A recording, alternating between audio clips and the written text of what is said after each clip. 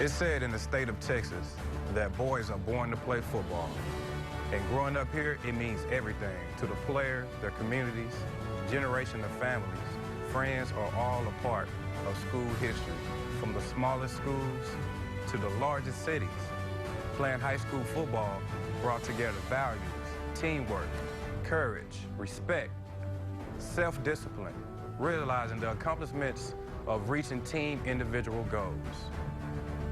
I'm Vince Young, Houston Madison, class of 2002. One of the great events in Texas, the high school football state championships, coming up next on Fox Sports Southwest.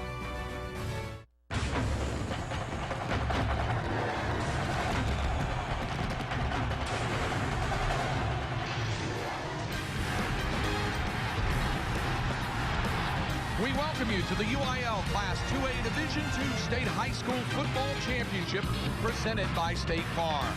Cowboys Stadium in Arlington, the site of the third game on day number 1. The East Bernard Brahmas from the Texas Gulf Coast region taking on the Mildred Eagles just outside Corsicana here for the 2A Division II State crowd. Hi again, everybody. Craig Way alongside Travis Stewart, managing editor of Dave Campbell's Texas Football Magazine.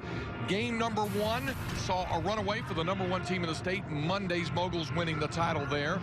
Game number 2, the Class A Division I title contest, a thriller. Stanford winning that one over Bart. And here it is, game number 3, and no teams west of I-35 this time around. But it is two very different styles. In Corsicana and Mildred, you're wide open. Big spread offense with lots of speed. East Bernard, it's tighter. It's a slot T, pounding running games, a lot of defense. Very different teams. Well, we take a look at how the teams got here. First of all, the Mildred Eagles were able to do it, advancing past Nakona in the quarterfinal round, then beating Sonora in the semifinals to reach their first ever state championship game. And the guy who really keys the Eagle attack is their quarterback, Nick Chimene. And he's a big boy, Craig. He's got a big pro-style body. He's got a big arm. He throws like Brett Favre, where it explodes out of the hand. It's in your hands before he can blink. It's a very tough quarterback to game plan against.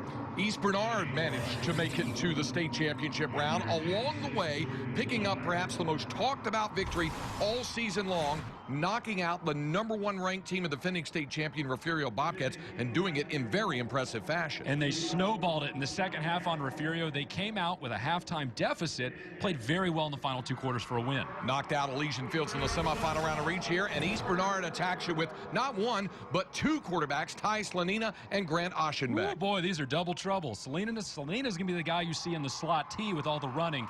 Oschenbeck's who they bring in the spread that they use as a change of pace to stretch the ball down the field in the passing game. So it's the 2A Division II state championship on the line.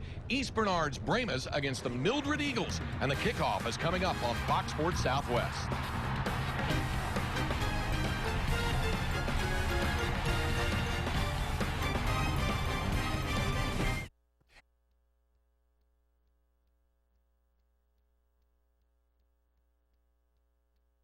Are the best in Texas. Mildred Eagles, East Bernard Brahmas in the holiday spirit. Ready to go. And before we have the kickoff, let's go down to the sidelines. Third member of our broadcast team is Neil Beasley. Thank you, Craig, with Coach Jerry Long of East Bernard. And, Coach, besides penalties and turnovers that you always talk about, what's the one thing you feel like you got to do to win this ball game? Well, we got to handle this start for number 1. It's excitement. Kids are jacked up and ready to go. We got to handle that. And we just got to play physical up on both sides of the ball. And after you get through a team like Refugio, I'm guessing you guys feel like you can beat just about anybody. We're pretty confident. We got to go out and prove that one last time. Good luck tonight, Coach. Thank you. Craig, back up to you. All right, thanks very much, Neil. And ready to kick it off for the Brahmas is Derek Rushka. Rushka is a junior. You're going to hear a lot of names with the heritage of the Czech community down along the Gulf Coast and in the East Bernard area tonight. So it's Derek Rushka, a junior, to kick it off for the Brahmas. And for the Mildred Eagles, ready to receive it, Jonathan Harrison, Raleigh Seilheimer, and Draylon Sterling. So game number 3 on day number 1 of the 2012 UIL State Football Championships, and we're underway. And this one will be fielded over the shoulder by Draylon Sterling. Sterling Just to the 15-yard line, nothing more than that, was Grant Aschenbeck himself who came down to make that tackle for the Brahmas.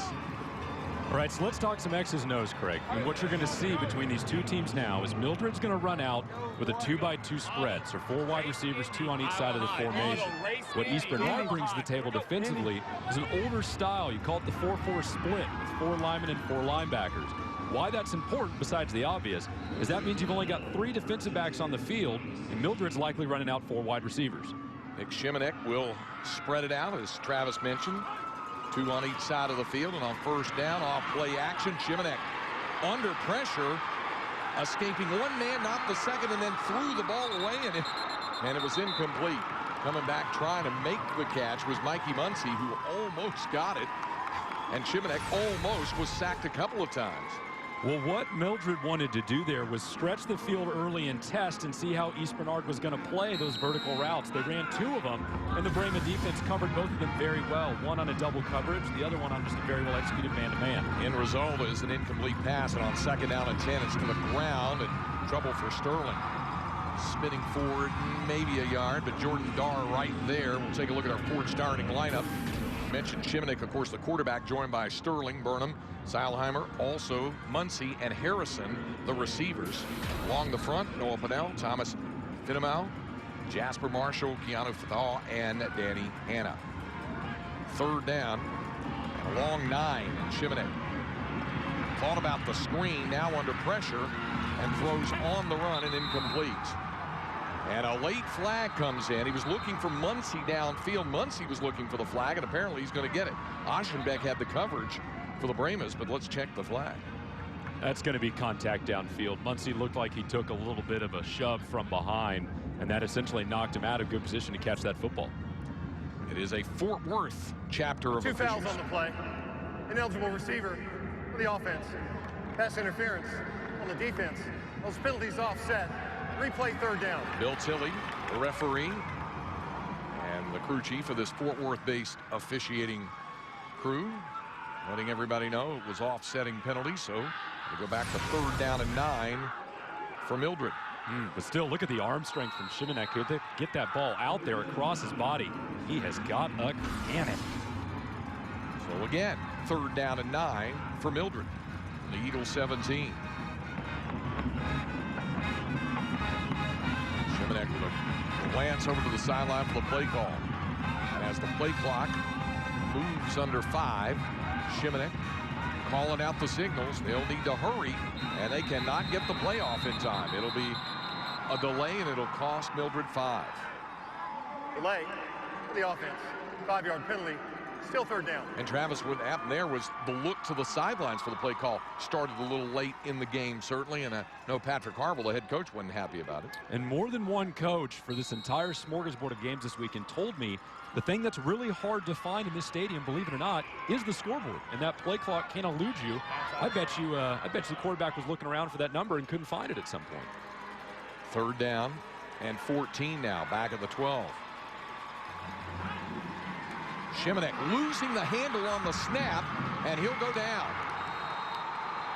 Popped pretty hard. Jordan Darr and Justin McGuire, the defensive ends, there along with Jacob Yalloway on the tackle. The loss back inside the 5-yard line.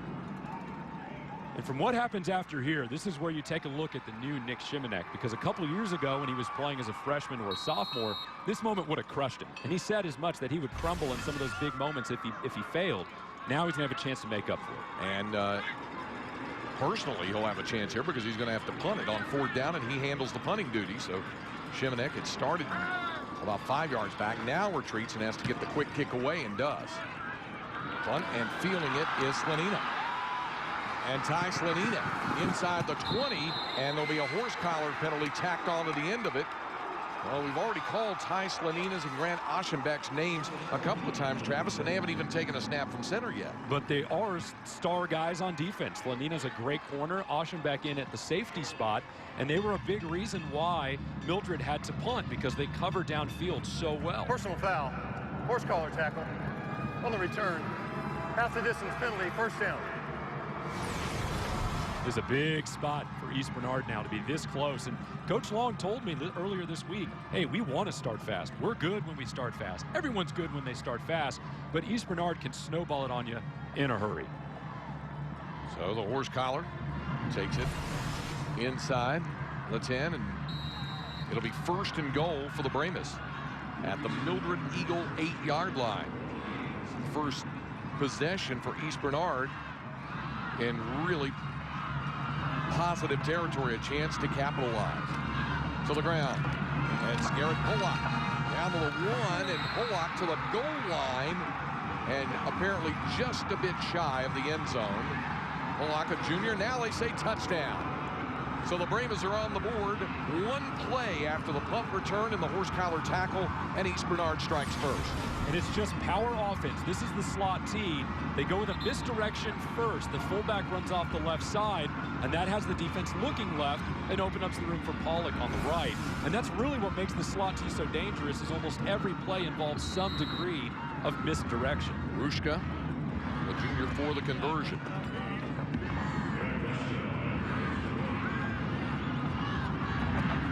And the extra point kick is good.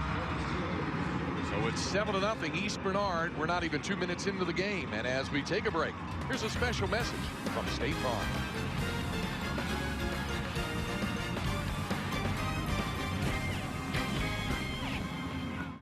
Hi, I'm Mike Hargis, Agency Vice President for State Farm Insurance here in Texas. I'm proud to represent 1,600 State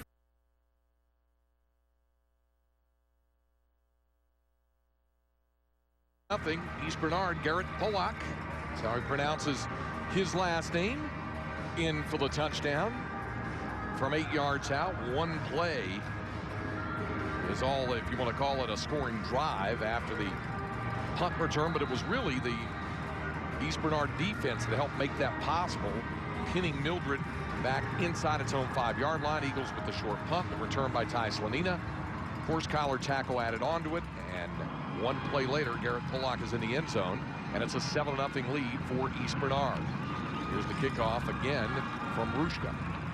Fielded over the shoulder, and that one pulled down by Seilheimer, and trying to turn the corner. Wally Seilheimer does get the corner turn, and then finally tackled across the 32 near the 33-yard line. So a return of about 15 yards. Take a look at the Ford starting lineup. The defense for the Brahmas of East Bernard: Justin McGuire, Austin Lee, and that is Jacob Yalloway and Jordan Darr, your down linemen. The Brahmas linebackers, the 4 linebacker group: Jack Delmar, Cody Rosales, Zach Stavinoa, and Trevor Long. And in the secondary for EB, Victor Pettit, Grant Aschenbeck, and Ty Slanina. Second series for Nick Shimanek on the Mildred Eagles. And Shimanek with a lot of time. Now the pressure starting to come. Still looking to throw, and gets rid of it there. Travis, he had a world of time to throw the football, and finally Jordan Darr was bearing down on him, and Shimanek just dumped the football to get rid of it. Yeah, and when you see those incompletions for Mildred, it's double damage. Sure, you lose a down, but also it really prevents them from going into more of a hurry-up mode. I mean, they want to play a fast offense. That's partially what makes them effective. But those incompletions, they stop the clock, they stop the momentum, makes it tougher. 2nd down and 10 from the 34-yard line. This time trying to sweep around the corner. In some trouble is Sterling, and then Braylon Sterling coming back the other way. That's a lot of running for a 2-yard gain to get out to the 36-yard line. Rosales with the tackle. So here's what's phenomenal about East Bernard. The entire team has just 12 sacks on the season. They don't see a lot of passing offenses, but their penetration in the backfield on running plays is phenomenal. I mean, from almost every spot on the field, and their tackle for loss numbers really, really eye-popping. 4 guys with double-digit tackles for loss because they play the run so well. 3rd down and 7 for the Mildred Eagles. From the 37, the low snap. Shimanek has it, a pass, caught, and a 1st down to Jonathan Harrison, senior receiver. Certainly one of the key targets. And that's a gain of 10 and a 1st down. And that's why Shimanek's going to Iowa. because he steps into this throw, and for a lot of 2A, heck, for a lot of high school quarterbacks anywhere, that's an interception because there's an underneath man spying on that route. But that ball gets there. I mean, it's quick as a wink. That's the only reason that's a completion. See Harrison's impressive numbers. That's first down and 10. Mildred picking up its first down. Trying to run the ball this time to Jeremy Ballard, the senior running back, but only able to pick up a yard. Jordan Darr again on the tackle for the Brahmas. And we've talked a lot about Shimanek already, but maybe the key for Mildred today is not the passing game. It might be the run game, because they've been very sharp running the football this year. They've been better running than they have throwing it. Draylon Sterling, Shimanek, Jeremy Ballard. If they can't get that ground game to complement Shimanek's big arm, it could be a long day offensively. Second down and 9. Near the 48-yard line. Shimanek over the middle, off the hands of Mikey Muncie. Intended target. There was a defender arriving on the scene, but Muncie unable to hold it. Aschenbach was closing rapidly. That's Aschenbach just filling the lane and being exactly what you have to be as a safety in that split defense. You have to come down and play those intermediate routes aggressively like he just did. As many coaches will tell you, if you're going to play the spread with this defense, your back three have to be quote-unquote hosses, and Aschenbach is one of those. Third down and 9 for Mildred. Shimanek with some time and across the middle and just threading the needle to Muncie. So Muncie coming right back after not able to make the last catch, does here for 11 yards and a first down before Aschenbach can make the stop. That's a really sharp route by Muncie. Does a really good job of breaking it off and getting open. But this whole wide receiver core is very special. Coaches talked about it a lot. Now we're seeing Mildred do what they want to do, at least try to get quick tempo going, but a check of the sidelines for perhaps a change of the play call. Ball is at the 42-yard line of East Bernard. And off play action. Down the middle, incomplete. Intended for Seilheimer, unable to come up with it. So Seilheimer unable to come up with a catch, and it's incomplete, and it is second down and 10. Really good coverage underneath. There's a little gap for Shimanek, but look at the tip ball right there. That is a huge, huge play for Trevor Long in the linebacker spot to come over and tip that ball out of there. On second down and 10. Shimanek will spread the field again with one man in the backfield, Sterling. The motion man, but it goes to Sterling on the ground. Spin off a couple of tackles, and inside the 40 for a pickup of 5 yards is Draylon Sterling, and it is now third down coming up. Garrett Pollock on the defensive side makes the tackle for East Bernard. And you're going to be hearing the name Draylon Sterling a lot on both sides of the ball all night. It's almost criminal we haven't mentioned him yet, but he is a spectacular producer in the ground game and as a defensive back, and they're finally getting him a good start there behind the big pulling guard and pave the road for him. On third down and 5 for Mildred. Shimanek outside and caught, and it will be enough for the first down. Will Burnham comes down with it at the 30-yard line, a pickup of 7. They needed 5, and that's Shimanek knowing right where he had to throw it, and Burnham knowing right where he had to be. And it's the second part that's even more impressive. Burnham knowing where he's supposed to be, because last week was his first time to play wide receiver, and Craig, he's a freshman. This kid's a freshman, and he reads this route so well, gets himself open, gives his hands out for Shimanek to hit. First and 10 at the 30-yard line. Back to the ground for Draylon Sterling. Sterling takes it to the 27.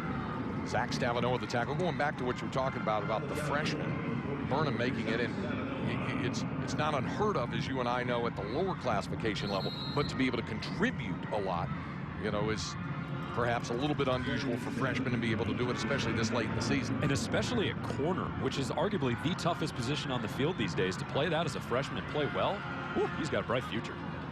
Second down and 7. This time it's Shimanek keeping himself near the 26-yard line. Justin McGuire on the tackle. And that's really a new wrinkle for this offense is Shimonek's running ability, because he really buckled down and worked on it in the offseason, and he got a little more fleet of foot. It's the best way I can describe it. His first two years, he finished with combined -10 rushing yards. This year he's got 842, so he's clearly made some improvements. This will be the third down situation on this drive for Mildred, trying to convert it. And they've converted the first two. Now Shimonek under a lot of pressure and cannot escape Justin McGuire. McGuire dropping Nick Shimonek for a loss of 14.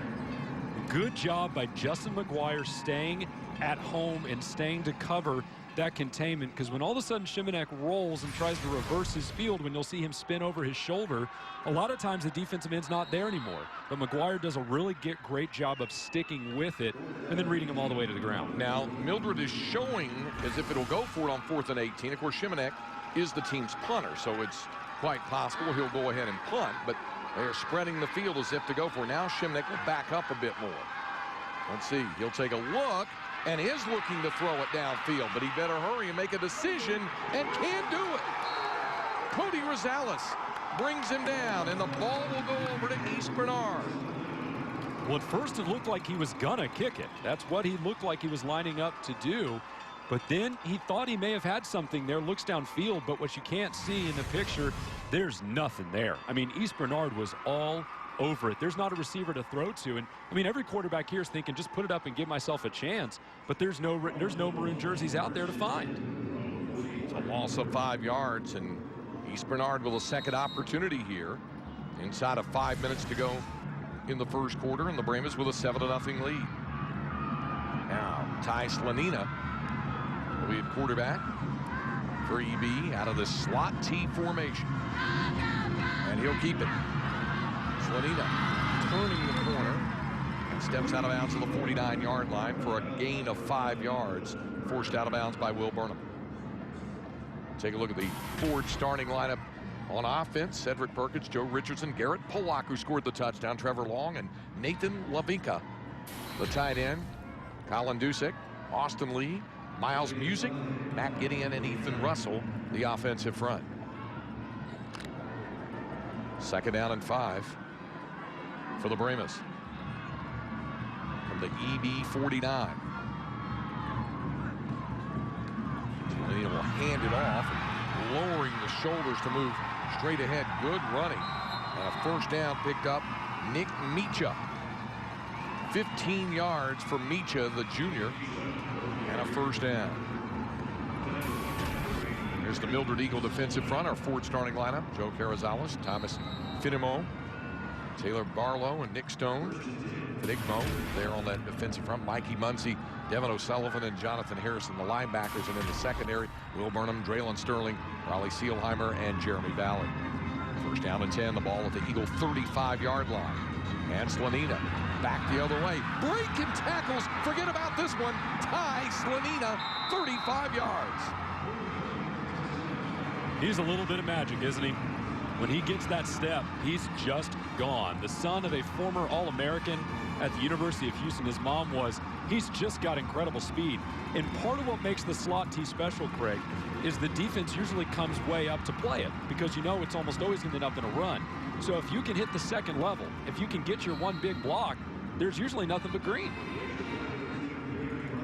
Very impressive. And for the conversion, Rushka. The kick is good. 2 possessions, 2 touchdowns for the East Bernard Brahmas. And with just over 4 minutes remaining in the first quarter, Ty Slanina and the EB Brahmas have a 14-0 lead. Hey, we want to remind you that State Farm is giving away a Ford F-150 this weekend. Enter now. Text FAN UP to 35350 or visit texas.statefarm.com. Now, Craig, this is a really, really key moment for Mildred. because what East Bernard has done to a lot of teams, most notably Elysian Fields last week in the semis, is they start off big and then it's an avalanche, and it's really tough to stop the momentum. And the problem for Mildred right now is it's just kind of a shell-shocked atmosphere. Even the sideline looks a little stunned. But for East Bernard, this is their element. This is how they play football. They jump all over you quick with that slot tee, because a lot of teams haven't seen it before.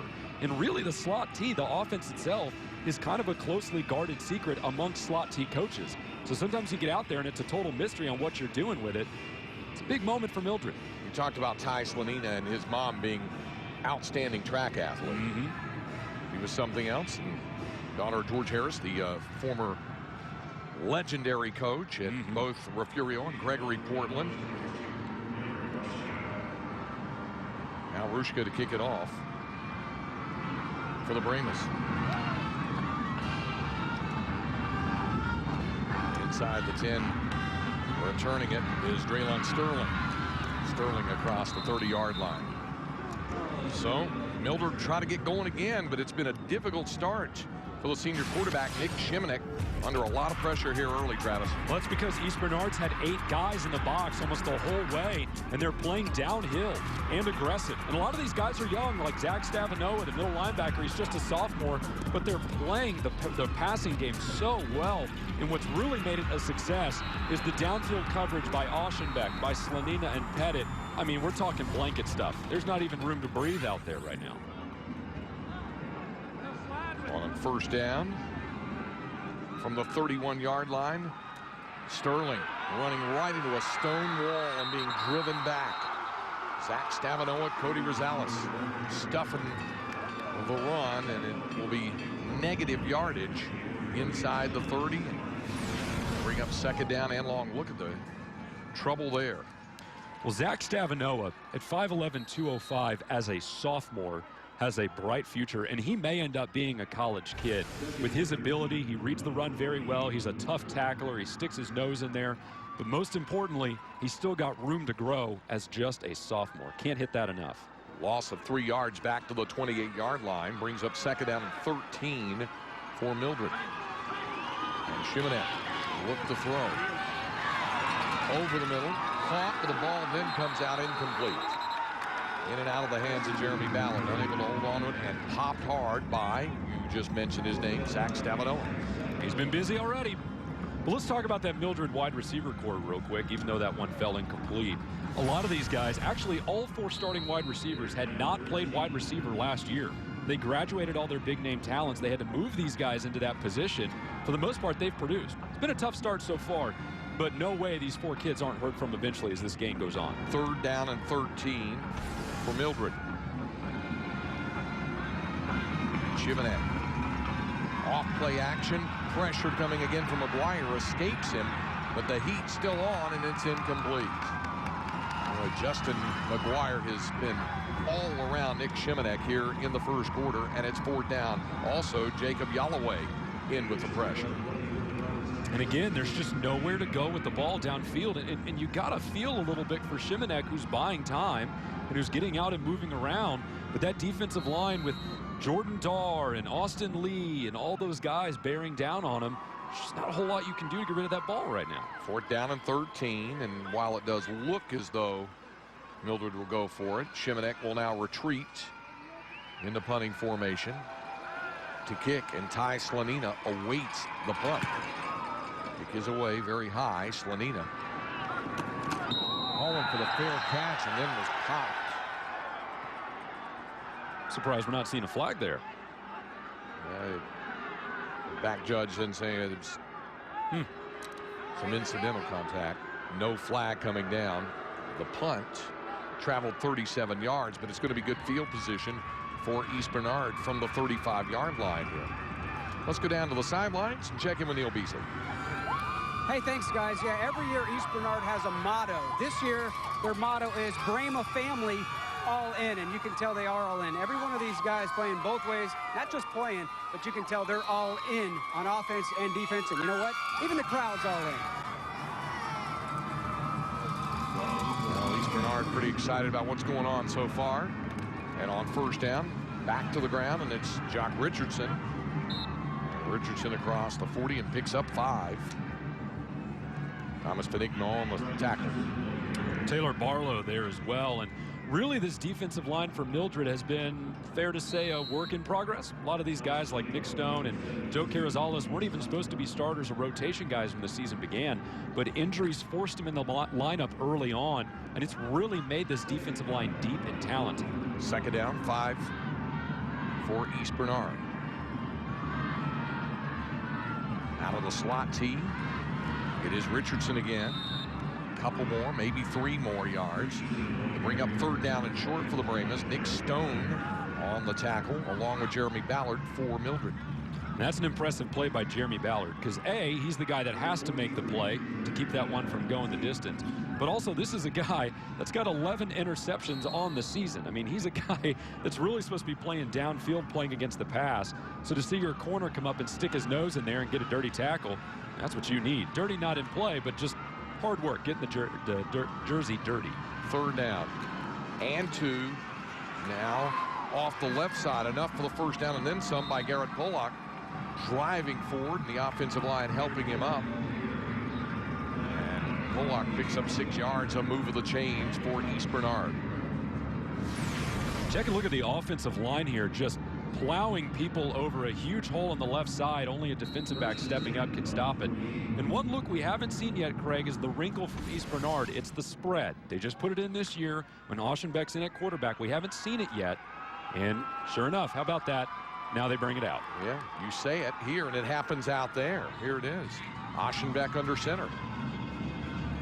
They'll spread it out now. But the handoff to Richardson with running room. A flag is down, and Richardson inside the Mildred 40-yard line. We'll now check the flag.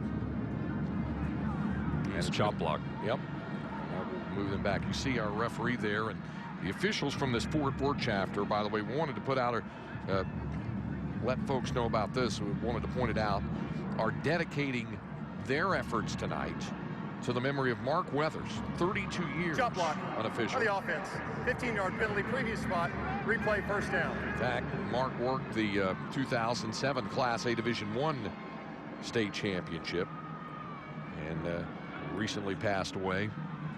So they're dedicating their efforts and performance tonight to the memory of Mark Weathers.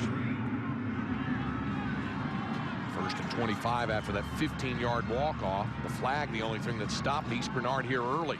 To the air. Oschenbeck, the catch made and running after the catch. A nice run after the catch for Justin McGuire. Doing it on the defensive side. Now a slant route on the offensive side. And number 11 picks up 11.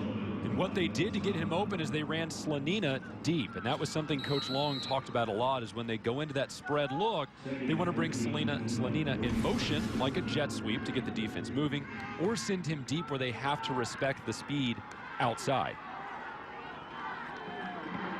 Oschenbeck still under center on second down and 14.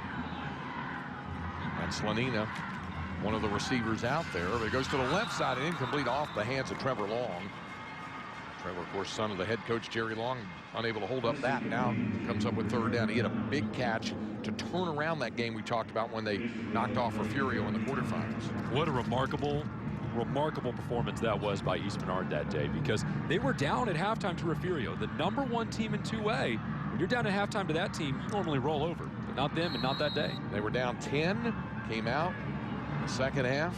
As we mentioned, scored 41 unanswered points, and this was a Refugio team that had set a record for points scored last year, and they were on pace to break that record this year. East Bernard stopped that, and the Brahmas in the title round. And on third down at 14, Oschenbeck is going to tuck it and run. Oschenbeck still running and has enough for the first down. On third down and 14, Grant Oschenbeck picks up 22. And even though Oschenbeck and Slanina could not be more different as quarterbacks, Oschenbeck can still run the football. And that's what makes that spread look devastating to a lot of teams, is when you say, okay, we're going to have to go into man and run with all this speed, especially Slanina. When all of a sudden the defense has their back turned to the quarterback and Oschenbeck takes off, there's no one there to wrap him up. On the move again is East Bernard inside the Mildred 35-yard line. Aschenbeck remains the quarterback. And with the attack spread out. Handoff back to Richardson on the ground. And to the 29-yard line, a gain of 5 before Jonathan Harrison can bring him down on the final play of the first quarter. What a start for East Bernard. A couple of possessions, a couple of scores, and on the move again. Into the first quarter of the 2A Division II State High School Football Championship from Cowboys Stadium in Arlington. East Bernard leading Mildred 14-0.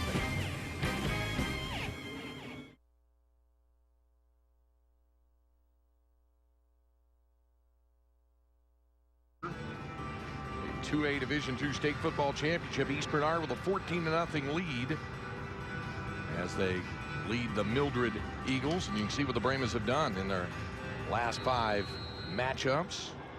They have been on a roll.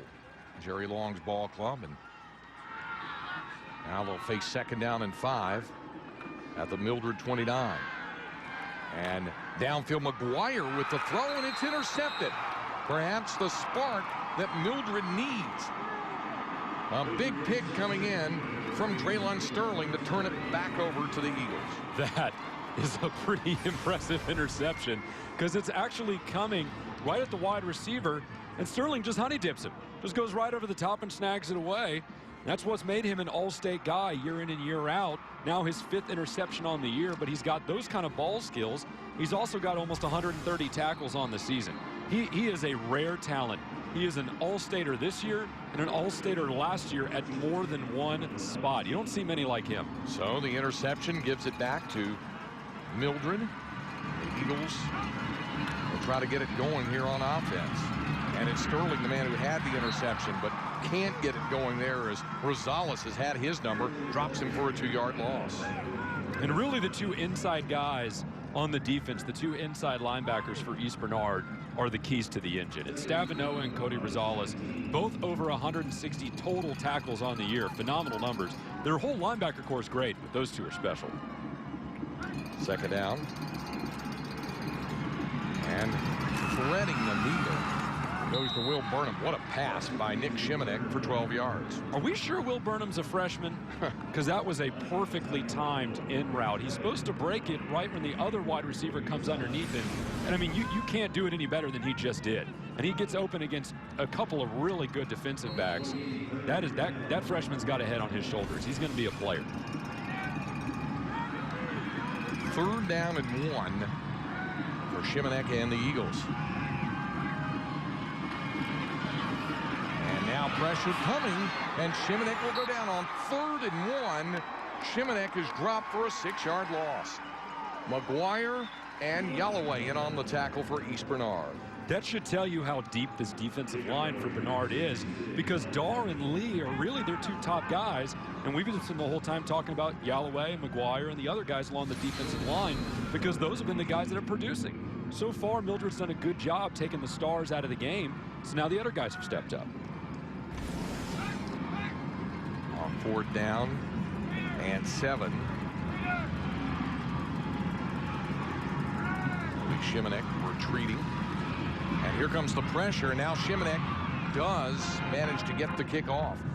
And it'll go out of bounds. It's not a long kick, but he did a good job to avoid a rusher. Otherwise, that punt would have been blocked. 80% of the punters in the state are going to get that one blocked. But Shimanek, because he's got that mobility, able to step back and dodge the man and then cut the thing loose. And that really goes to show you a little bit of what happens when your quarterback can also be your punter.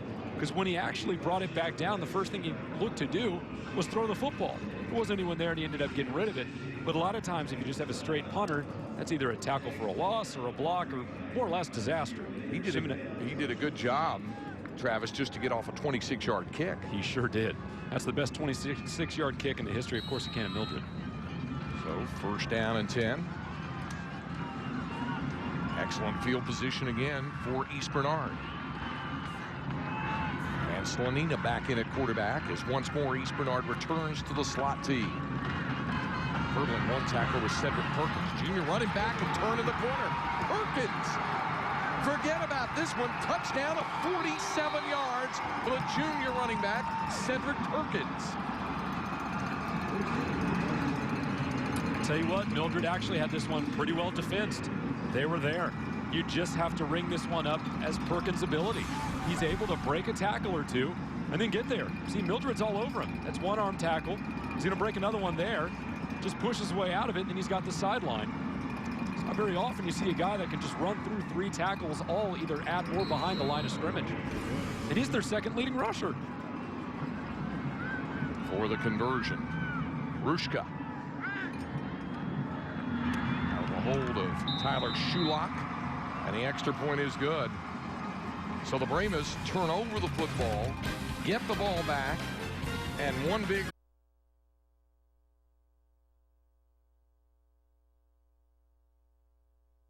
over Mildred here in the 2A Division II State Football Championship. And of course, the man who's in charge of all the athletic programs in the UIL family is joining us now. Dr. Mark Cousins, athletic director of the UIL.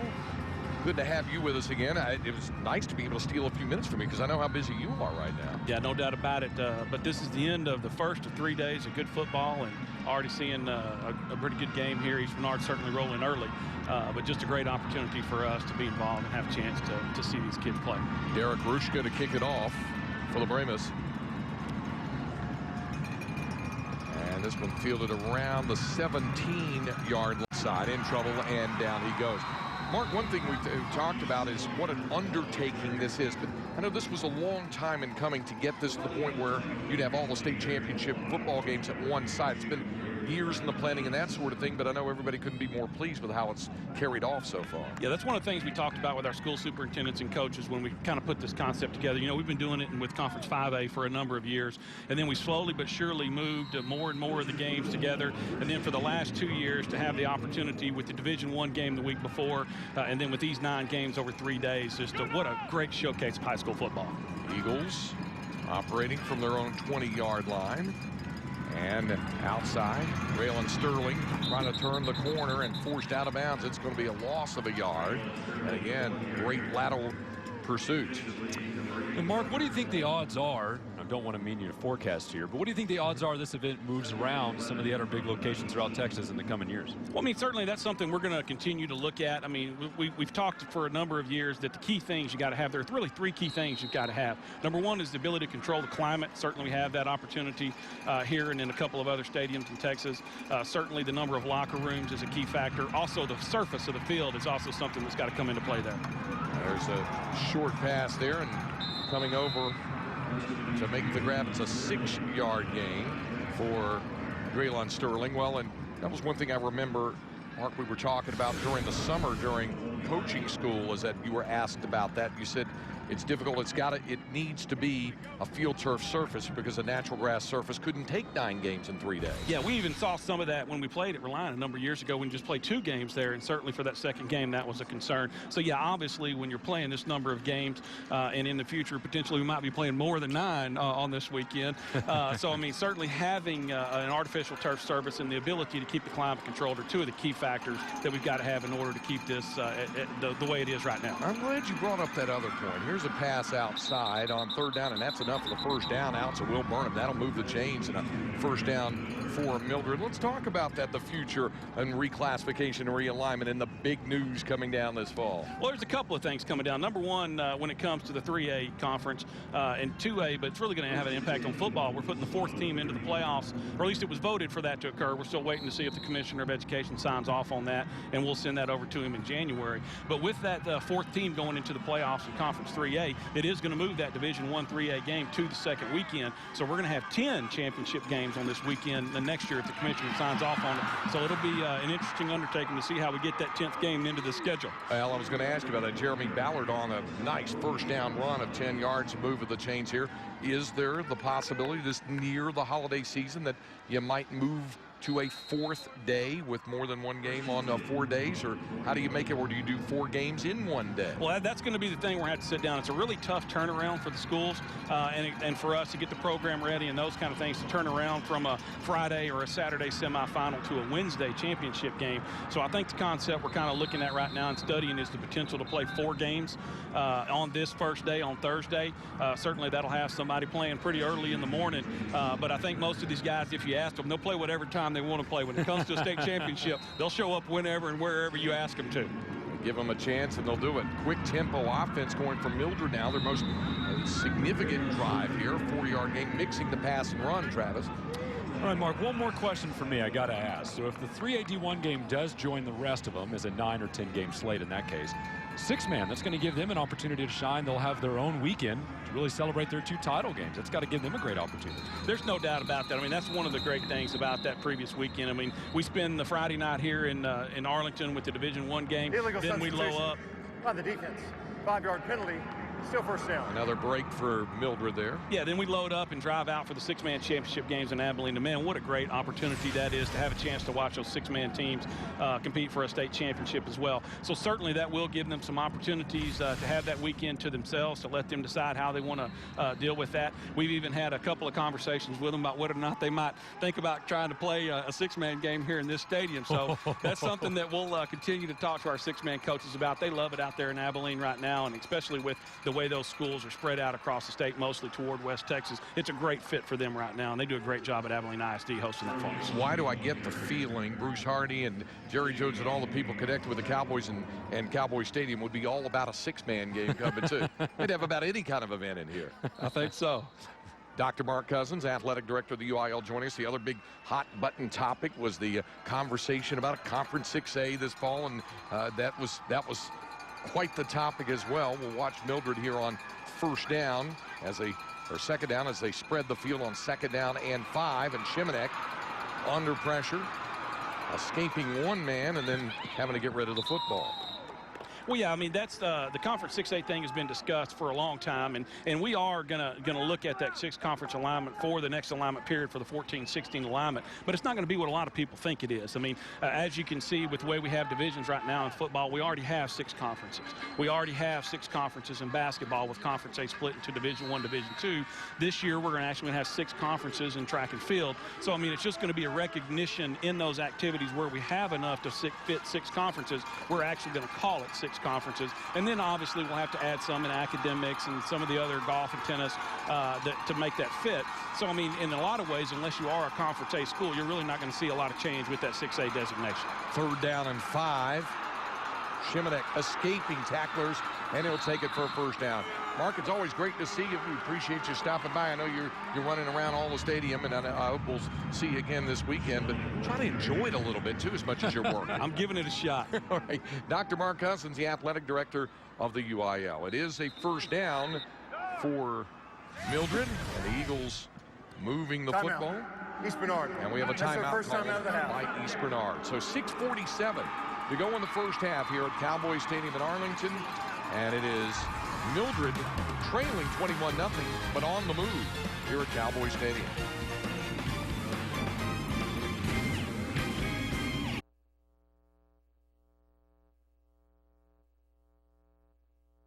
One of this championship weekend for the UIL.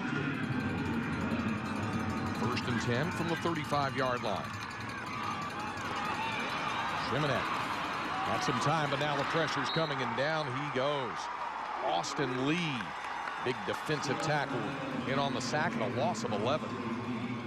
Mildred wants Mark Cousins back up here, because when he stepped in the booth, the offense cleared up for him, and Shimanek proved himself very elusive on almost that entire drive. A couple of those plays, he looked almost Tony Romo-ish, the good Tony Romo, when he can turn over that back shoulder, get out in some space, either buy some time or pull it down and run for it. But that time, they did a good job of sealing off the backside. So when he turned over that shoulder and looked upfield, there's a big white jersey waiting for him. 2nd down. A long 20 needed for the first.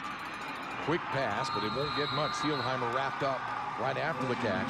Aschenbeck, the stop, and just a 2-yard gain. See, part of the problem right now for Mildred is they haven't been able to hit anything big downfield. And so East Bernard is cheating up big time. And with 3 defensive backs on the field, that's pretty risky. But so far, it's paid off on that little short hitch route into the slot. Normally, you can turn that into 5 or 6 yards. A lot of teams use that as their bread and butter. But with East Bernard playing so tight and flat across the top, that space hasn't been there. 3rd down at 18. And the pressure again coming. Shimanek trying for the sideline, and Mikey Muncie was close to making a spectacular grab, but it's incomplete. And now 4th down. So after East Bernard seemed back on its heels a little bit as Mildred was moving the football, all of a sudden the Brahmas stiffen on defense, and it's 4th down. And now the Rubik's Cube. We take a look at the defensive line here for East Bernard, pushing through the line of scrimmage, just creating havoc in the backfield. The Rubik's Cube becomes, now that East Bernard's about to get the ball back, we suppose, are they going to go with the spread look because there's only 5 minutes left in the half? Are they going to go back to their bread and butter, which is the slot T? Well, on 4th down and 18, Shimanek will take a long look at the sideline before retreating into punt formation. His last punt carried 26 yards with the pressure coming. This one a much better kick, and he's angling for the corner. Inside the 20 and gets the nice roll. Roll down to the 8-yard line. A punt of 35 yards, and stopped it nicely to pin East Bernard back deep in its own end of the field. And honestly, Jerry Long is an aggressive guy. He wants to go for gold a lot. Not necessarily at his own detriment, but they will seek for a big play. And they have not looked for Slanina downfield out of that spread look really all day. They've thrown him down there a couple times, but they haven't really given the ball out to him out there. This could be an opportunity with essentially 90 yards of green in front of him. This could be a great time to at least take a look, but right now he's bringing the play in, and it looks like they're going to go back to the slot T. So back in it with Ty Slanina at quarterback. To the ground, Jack Richardson. And Richardson surging forward, carrying a couple of tacklers with him to the tune of 13 yards and a 1st down before Traylon Sterling can bring him down. Jock Richardson, kind of an unsung hero as a part of this offense, because even though Slanina's over 1,000 yards rushing on the year, and Perkins is just a shade off, he's actually passed it now when you add in his yardage today. Richardson's actually the guy with the most carries. He's got 100 coming into the game and only about 650 to show for it, but he gives you a lot of that tough yardage up the middle. From the 22, back to the ground. This time a short gain on 1st down for Nick Micha. So it'll bring up 2nd down. 21-0 East Bernard on top of Mildred as we come to you from Cowboys Stadium in Arlington, Texas. It's the Class 2A Division II State High School Football Championship of Texas. Craig Way, Travis Stewart, Neil Beasley, and our Fox Sports Southwest crew. 3rd game of the day on day 1 of 3 days. 9 games to crown 9 state high school football champions in the Lone Star State. Slanina, misdirection and back to the opposite side of the field, and picks up 7 more yards before Benigno can make the tackle for Mildred. And you said it, Craig, it's misdirection. And that time it's kind of the little shoulder fake as the one back heads to the left side and they roll it back over to the right. And I guess in any offense, there's always plenty of options to carry the ball. But in the slot T, you've got a tailback, a halfback, a fullback, and a quarterback. It's a lot of guys for the defense to keep accounted to, even when you have all 11 up in the box like they do right now. It is 3rd down. Less than a yard needed for the 1st. And Slanina will hand it to Jock Richardson, and he surges ahead for the 1st down. Gain of 4. Nick Stone on the tackle.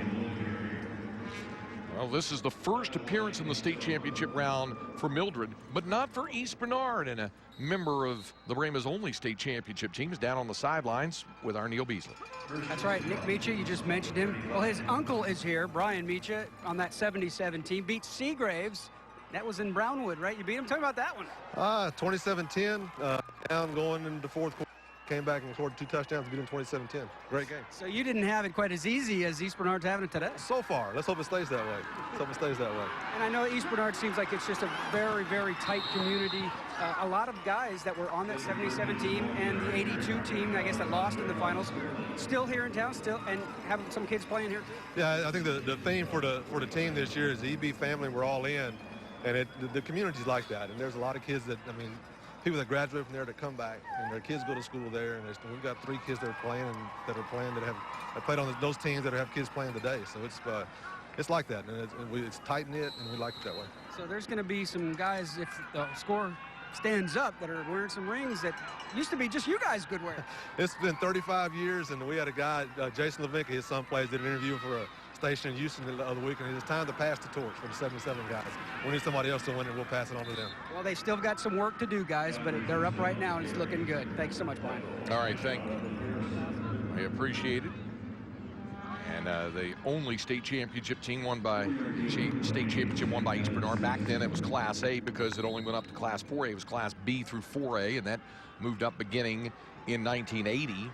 Everybody's classification was elevated, B to A to 2A, 2A to 3A, and so on. And East Bernard won a Class A state title back in 1977.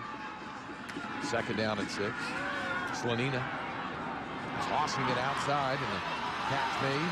Good run after the catch. Inside the 40-yard line is Victor Pettit. Picks up 13 yards and the first down. They had Pettit in the backfield, and in the slot tee, you don't typically see receptions by running backs. That's not really a throwing offense. But Coach Long did tell us that Pettit would see some time back there, and when they do, he's going to have an opportunity to catch some balls, get a couple of carries. He's really more of a corner, but when they use him on offense, they know he has a chance to break one if they can get him in space. So Pettit makes his mark primarily on defense. Comes up with a catch. Slanina makes his mark primarily doing what he does right here, running the football, and Ty Slanina's inside the 20-yard line. Braylon Sterling makes the tackle, but it's a 19-yard pickup and a first down. And the phenomenon that the elder Micha was talking about a second ago with Neil Beasley, it's pretty common in small cities, and a lot of times that's what makes cities successful is their talent nests. Kids who are on teams that are successful, they stay there, they have kids, those kids are good players. East Bernard actually has a proud volleyball history. They've won 9 or 10 state titles back in the 90s, and they're starting to hit another renaissance because all the girls from those volleyball teams are now, they have daughters that are starring on the teams now. All inside the 20-yard line. Slanina to throw with a man open, and the touchdown hauled in by Nathan Levinka, the junior tight end. And they never throw him the ball. He doesn't even show up on most of the stat sheets and receptions. They usually go with some of the other Levinkas. He's got 8 catches on the year for 189 yards, but 3 touchdowns. He's a big-bodied threat in the end zone. He gets behind the defense there, but they feel comfortable throwing him those fades when they get into very specific situations because those long arms, the big body, the jumping ability. He's a talent. They just don't need him that way very often. For the conversion, Rushka. Rushka puts it through. How about that drive, Travis Stewart? 92 yards in 9 plays after the punts by Shimanek had pinned the Brahmas back to their own 8-yard line. And how many teams can really turn to the ground game with 5 minutes left in the half? You can run some, but East Bernard got all the way into the red zone primarily on the ground game. Sure, they went to some passing plays late on the drive, the last 2, but for the most part, they stuck with what they've done all year. They danced with who brung them, and that was run the ball even when they knew the clock was working against them. Now, 1:29 left, Mildred still got an opportunity to score, and I'd almost reckon to guess that they more or less have to. It's going to be tough starting the second half down 28-0. They do need a turnaround and a spark. Meanwhile, the Brahmas doing really well right now. And I want to say something right here, Travis, because some folks may be tuning in and saying, they're calling them the Brahmas. Aren't they called the Brahmas? What we found over the years is it's very much a regional dialectic thing for depending on where you are in the state of Texas. And more of the folks toward the western part, central and western part, seem to gravitate toward the shorter A sound, the ah for Brahmas. East, it's Brahmas. For example, East Bernard, Omaha Paul Pewitt, Hallettsville, who had a great season this year in Class 2A in Division I. All of those schools, San Antonio MacArthur, all of those schools and a few others, Belleville, all pronounce it with the long A, Brahmas. So I guess it depends on where you're living. Tomato, tomato, Brahma, Brahma. But it's the Brahmas if you talk to the folks down along the Gulf Coast. On the return, out of the 10, and a late flag comes in as Sterling is brought down. Sterling thinks he was face masked, and that might be the flag. Let me tell you everything I know about pronunciation in the state of Texas. Yeah? I learned it a long time ago when we looked at a tiny school named Rio Vista. Yeah, or Rio Vista. Yeah, you want to know why that's important? It depends on which side of the river in the town you live on. Half of it calls it Rio, and half says it's Rio. I gave up after that.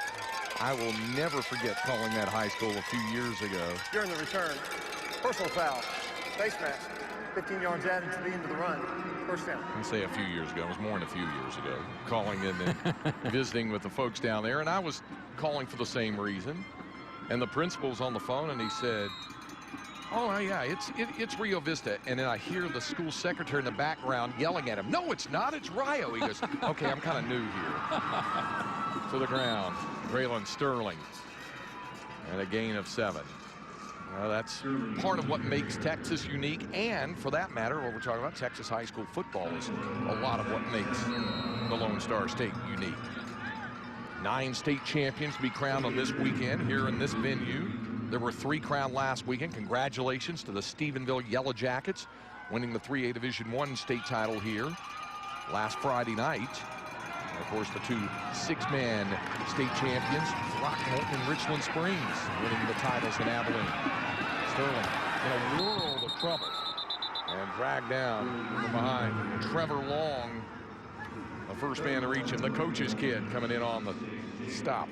And when you get into small towns, we talked about recycling talent and bloodlines. Well, a lot of times, coaches' sons are on their teams. And Coach Long was big on that because they've got a couple guys in the program associated with coaches.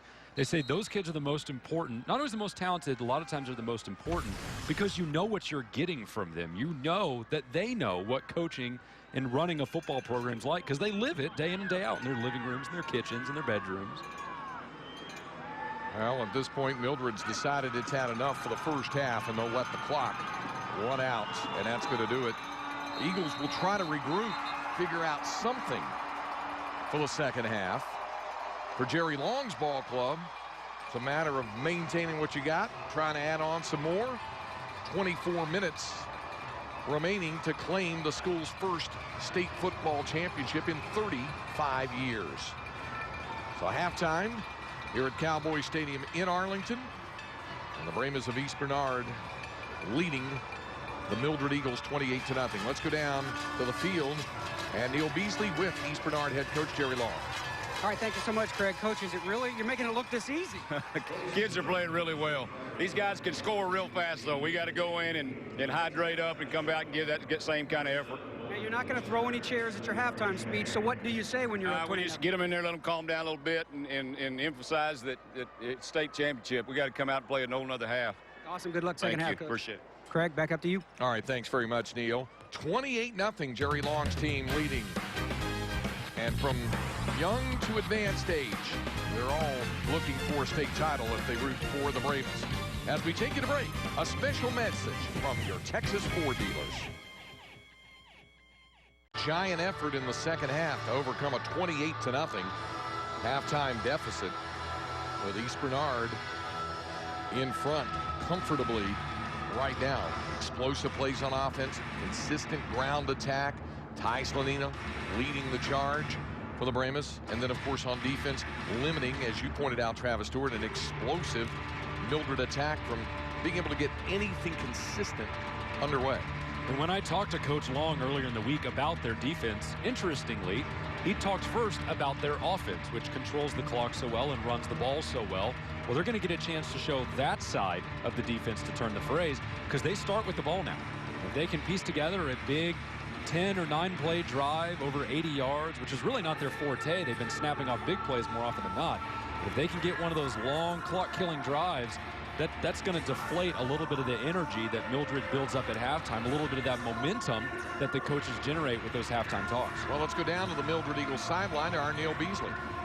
Yeah, thanks, guys. Well, just kind of what you're talking about, that's what Coach Harvell was talking to his boys at halftime about. He's like, look, we just need something positive. We're kind of getting whipped. We're getting whipped up front on the offensive line, the defensive line, but we just need something positive, whether it's a pickoff, whether it's a 3-and-out, whatever it is. We just need something positive. Let's get the ball rolling. Once it's rolling in our direction, you never know. All right, Neil, thanks.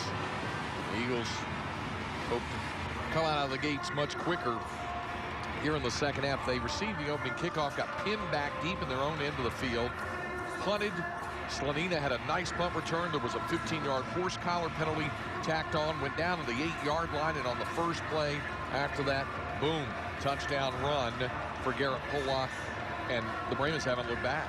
That's right, and why it was so key for Mildred, not only does it give him a chance to regroup, it gives the defensive staff a chance to sit down, to look at some shots, to really look at the offense that East Bernard's running and say, what kind of adjustments can we make to slow down the slot T in this power running game now that we've seen it in person? You can study on film all you want leading up to a game, but when you see it in person is where you really learn about it. And again, they only saw one other even partially T team this year. That was Centerville, and it didn't go well. So this is a big opportunity for them. You see Patrick Harville there on the Mildred Eagles sideline. He saw his football team have 5 possessions in the first half, 4 punts and a turnover on downs. That's tough. And now you're seeing everyone raised their eyebrows when East Bernard knocked off Refugio last week, because it wasn't just how they did it. It wasn't a squeaker or a thriller. They hammered them. And now you're seeing why, because they made life miserable for Refugio quarterback Travis Quintanilla, an all-state guy who's one of the most accurate anywhere in Texas. They made his life miserable in the exact same ways that they've really hurt Shimanek in that passing offense today for Mildred. Pressure, pressure, and then a side of pressure. So the Eagles to kick it off. And back deep to receive it. Jock Richardson, flanked by Kevin McGuire. And also by Victor Pettit. 28-0, East Bernard in front. One more half of football remaining here on day 1 of the state championships. The deep kick. And it'll be McGuire running under it. And McGuire out of the 20 and broke a tackle. McGuire across the 40, and it'll be good field position again for East Bernard as Justin McGuire brings it back 30 yards on the return. And now we're going to see what kind of adjustments Mildred's made. They're going to try and roll a few guys more into the meat, into the center. They're going to try and spread out a little more and keep guys away from the edges. The interesting thing is, even though Slonina had the big run early on for the touchdown, then he had the touchdown pass, by and large, I feel like Mildred's actually done a fairly good job limiting him. It kept him more or less in check besides those 2 big plays. But I guess then again, that's what he brings to the table, is the big play. It'll be Grant Oschenbeck who opens the second half at quarterback, but Slonina is out there on the field as a slot receiver, and in fact Slonina's the motion man. Well, the handoff on the counter is to Garrett Pollock, and Pollock churning through the Mildred defense for a first down inside the Eagle 40-yard line. A quick hit for 18 yards. And as Slonina comes around, watch the defense, especially the guys in the secondary. They all start to shade that way. And then all of a sudden they have big, strong Pollock coming at him over the right side. Well, then life's complicated, because usually on the wrong foot, you're trying to get back in position to make a tackle. He's too big and strong for that. Credit Garrett Pollock with a 19-yard run and a first down. That's Slonina in motion. This time it's handed to Slonina, who can throw, but he'll run. Ty Slonina, first down. All the way down to the 26-yard line. Another move of the chains and a pickup of 18. We should take a look at that again, because it's almost the exact same play they just ran. They just decided to go with a different option. Instead of with Pollock on the right side, they bring Slonina in motion again, and this time they give it to him. The last play they faked it. This time they let him run with it, and the defense at this point shaking their heads on their heels a little bit, saying, man, where's it coming from? Not a bad block by Jock Richardson also. Quick pass to Slonina, but incomplete. Trying to go for the short hop. And it's second down. I think what surprised me the most about East Bernard so far is when Coach Long talked about going to that spread offense as a wrinkle. I thought he was really meant as just that, a wrinkle. But actually, when they've gone to it, they've used it for an entire drive. So I bet you they have some drives already scripted together based on how they want to put these plays together in these 2 different formations. Second down and 10.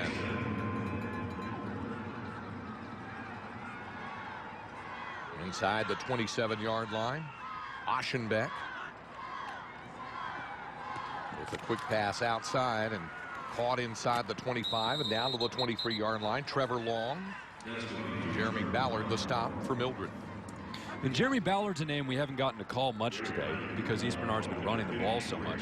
But he really is special. First team AP All-State this year, as we said, double-digit interceptions. He was a first-team All-District guy last year, unanimous, 4 interceptions last year. A lot of times cornerbacks fall through the gaps because you can't find stats on them. When you do, sometimes they're unimpressive. If they're a good cornerback, a lot of times their stats aren't very good. But he is a special one of the best in 2A. 3rd down and 6. And Aschenbeck going to turn it outside, from inside to outside, a first down and out of bounds. Grant Aschenbeck did a lot of that on his own. Just dodged would-be tacklers, picked up 8 yards and a first down.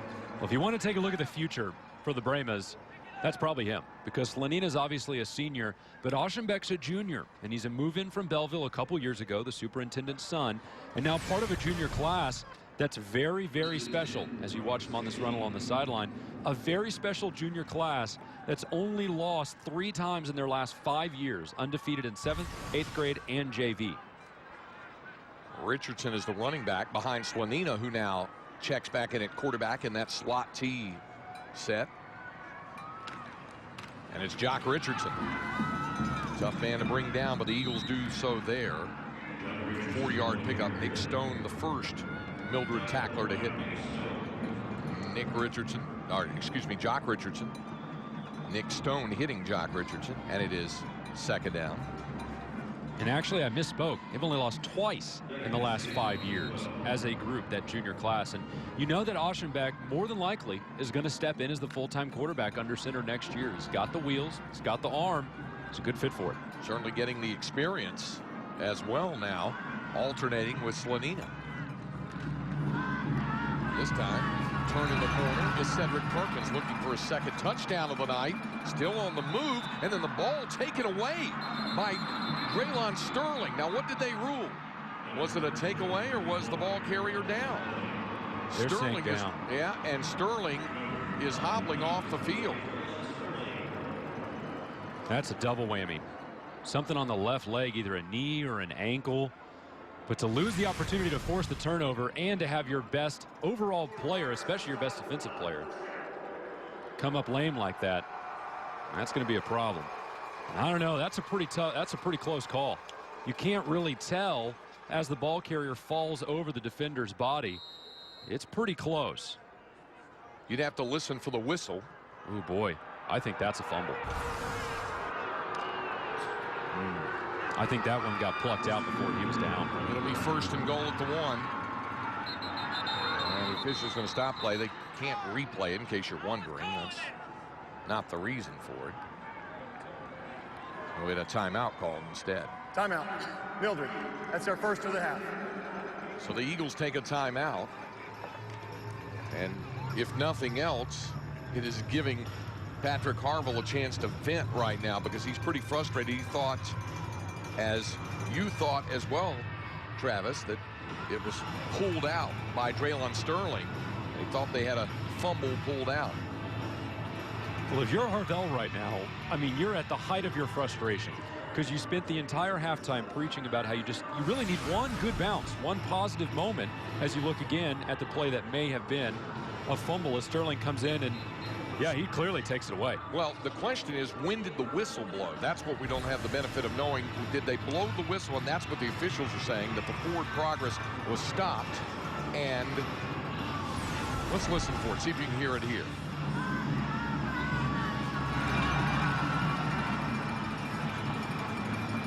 Oh, I didn't hear a whistle. No, there it was, really late. Yeah, I did not hear a whistle. And you know, Craig, where we come from, we just call that the breaks of the game, and that's just bad luck. That's plain old bad luck for Mildred, and Harville's got to be gnashing his teeth. You were looking for a break, and you had it. Just didn't come through. 1st and goal at the 1. And Slanina outside, he'll finish the job. Ty Slanina in for the score. I think TCU's going to have fun with that kid when they get him on campus. Very athletic and playing very well tonight.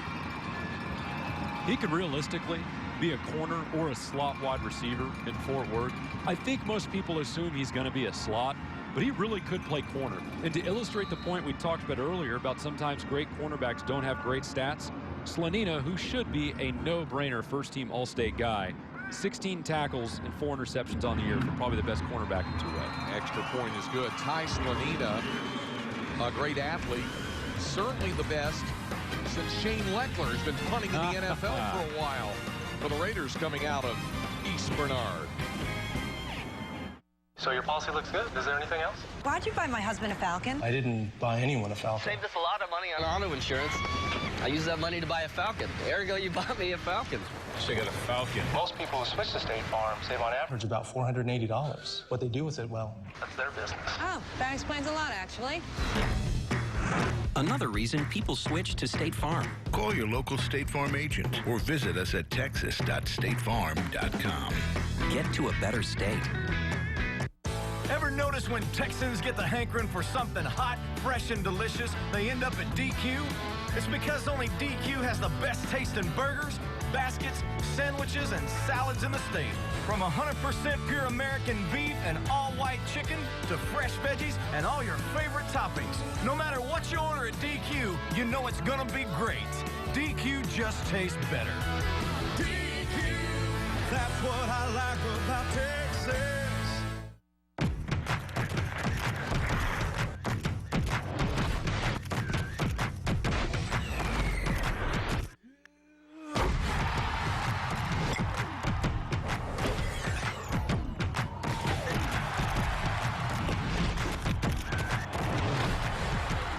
Nobody covers your teams like our team, and nobody does local like Sports Day and SportsDayDFW.com.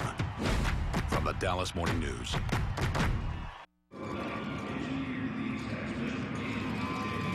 $35-0. Brahma fans plenty to be excited about.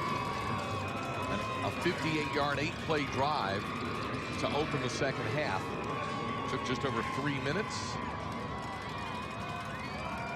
And Ty Slonina finishing the march with the touchdown run to up the margin to 35-0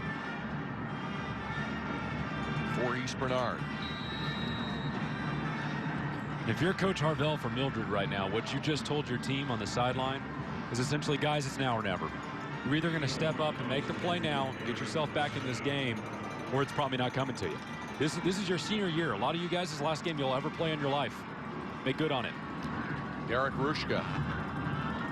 Rushka kick it off, and Traylon Sterling, good to see him back on the field after he hobbled off. But healthy or not, difficult to find a running lane with the Brahma special teams coming down. You know, you get all dressed up, you get your eagle look going on, and things don't work out for you sometimes. I think we've all had a few days like that. I know I have. Sometimes your good days look like that with the hair, right? I do hate my hair. Willing to trade if anyone's out there looking to trade. Rick Renner, maybe? Maybe not that one. Okay. Good call. I hope you're listening, Rico. From the 25-yard line.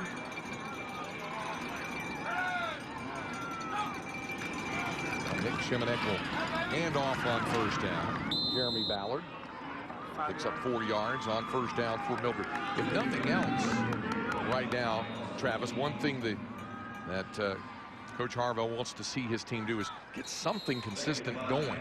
See if you can establish both a little bit on the ground and through the air, mix it up. They had one drive going that way until penalties stopped them in the second quarter. See if they can get it in the end zone and get on the scoreboard. The pass off the hands of Will Burnham, incomplete. I think also you want to see some fight. You want to see some grit, because Harvell, who's been around the game a long time, he knows better than anyone. You don't want to walk away from a game like this with this memory if you're a player. You want to come out and show some grit, get a lot of spine into it. Mildred's played hard up to this point. So far, they've run into a better team. But you at least want to give yourself something to walk out of there and say, you know what, we gave it all we had. And I think that's what Mildred's going to do these last 2 quarters. 3rd down and 5 for the Eagles. Back to the ground. Nice running room, and breaking free is Ballard. Ballard A good cut outside, and easily the most successful play of the night for Mildred. Travels 37 yards in the legs of the senior running back, Jeremy Ballard. And I can't emphasize how important getting the ground game going will be for Mildred in the second half. You don't have a lot of time left to run the ball, but it can open up the play action if it's there, as you see Ballard get into the second level and just run away from people and make Slanina miss. Back to the ground this time to Sterling, trying to bounce it outside, and Braylon Sterling wrapped up by Aschenbeck. And Trevor Long pick up only of about a yard, and it is second down. He wanted a face mask there, but he's not going to get it. There you get a good look at Grant Aschenbeck, and there's a State Farm stat. The 1-2 combo has worked nicely on both sides of the football as you look at Ty Slanina on that defensive side. Those two guys will be tired at the end of the evening. Back to the ground to Sterling. And the run is stuffed by Cody Rosales. Rosales is having a whale of a game in that inside linebacker spot. So Stavanoa, he was standing right over the tackle, in on it as well, 54 and 44. Man, there's a lot of talent there in the middle. You know Stavanoa is coming back, but guess what? So is Rosales. He's only a junior. So it's third down and 10. Shimonek trying with that slant. A flag comes down. In fact, a couple of flags are thrown as Jonathan Harrison, the target, was covered by Slanina, perhaps a little too tightly. Well, they're going to say Slanina got there, I mean, a whisker early. It was very close. Slanina's not happy about the call, but a lot of times those are bang bang. Pass interference on the defense. Spot foul. First down. So it does move the chains again, and Ty Slanina looking at what we're looking at now, and oh yeah, it's a good call. That was early. Slanina's upset, but in that instance, you really can't see what's going on in the receiver's gut in front of you. All you see is the numbers you're plowing into. You made a good read on the ball. If he's there a half second later, it's a great play. And timing is everything. Deepest penetration for Mildred down to the 25-yard line. This time the zone read keeper. And to the 20-yard line is Shimonek. Rosales the tackle after the 5-yard gain. And Mildred's done a good job mixing up the play calling so far on their first drive of the second half. That time they go with the keeper after they fake the end around to Sterling. And as we said earlier, Shimonek's not, he's not a blazer out there as a runner, but he's very effective, especially this year. And now they're giving the defense another thing to think about. Really pick their places well so far in this drive. Shimonek will be suiting up for the Iowa Hawkeyes next season. Second down and 5 from the 20. Shimonek again looking to run. And has to force it a little closer to the marker. Austin Lee the tackle. Gain of a couple. It'll be third down, and Mildred still needing about 3 for the first. And your whole playbook's open here because down 35-0, it's not like you're kicking a field goal here. It's not likely. This is probably 4-down territory. So you know if you want to take a shot to the end zone here and then go for it on 4th down, that's probably available to you. So on 3rd down and 2. Shimonek. With Braylon Sterling with him, and the handoff to Sterling. Nice stutter step move, and he'll have the first down. He's right at the marker, and I do believe it's enough for the first down. Let's see where they spot it. That's going to be really close. And they will say it is indeed enough. Nose of the football. Crossing the 15-yard line, and a first down for Mildred. Sterling on the year, here's the best way I can put his ability in perspective. 165 attempts on the year. It's quite a bit. 11 yards per carry. He's a first down and carry guy. You don't see many of those. Shimonek swings it outside. And Zielheimer picks up a couple. Steps out of bounds. One thing that East Bernard is more than happy to see is the clock already down inside of 6 minutes here in the 3rd quarter, approaching 5 minutes remaining in the 3rd quarter. And you know they're going to get more chances to chew into it. Ultimately, and this goes without saying, but ultimately the offense for Mildred can do whatever it wants. But the defense, it's going to have to be their time eventually. They're going to have to start stringing together some stops, and they're probably going to have to force some turnovers. 2nd down and 7. Shimonek on the slant over the middle. Nice catch made. Inside the 5, and that one went down in between the legs of Mikey Muncy, and he held on to it for the first down. I mean, we've been waiting for that all day. Muncy's their leading receiver coming into the game. They're very balanced out there, but he's been their leading receiver, the district newcomer every year last season. So far, East Bernard had given him nothing to work with all year. They finally get him open on that little post route in the middle. First and goal from the 4. Shimonek tried to go up the middle in the zone read and finding nothing available. Jordan Darr saw to that. That's another name we haven't said much of today. That's the leader, most likely, of that entire defensive line, and arguably the entire defensive unit, because the defensive line is so important back there. So far, Mildred had shut him out. I think that's why he maybe Chase Shimonek maybe 5 yards in the backfield there after he'd already wrapped him up. A little fired up. Second down and goal from the 6. Shimonek with a low snap. Then to the end zone, and there's the touchdown. Mildred on the board. The pass to Jonathan Harrison for a 6-yard score. That's the offense we've been waiting for all year. It's a great route tree on both sides, but on the right side, the one route goes over the top, one goes underneath, and it creates almost a bit of a rub. 2 people went for number 4. That's Mikey Muncy. And left Harrison open underneath. That's the kind of spacing and timing that Mildred's been carving people up with all year. Devin O'Sullivan, Jr., for the conversion. Raleigh Seelheimer's hold. And O'Sullivan's kick is good. So Mildred's on the board. It's a 75-yard 12-play drive, and the 12th play, the touchdown pass to Jonathan Harrison to make it a 35-7 football game.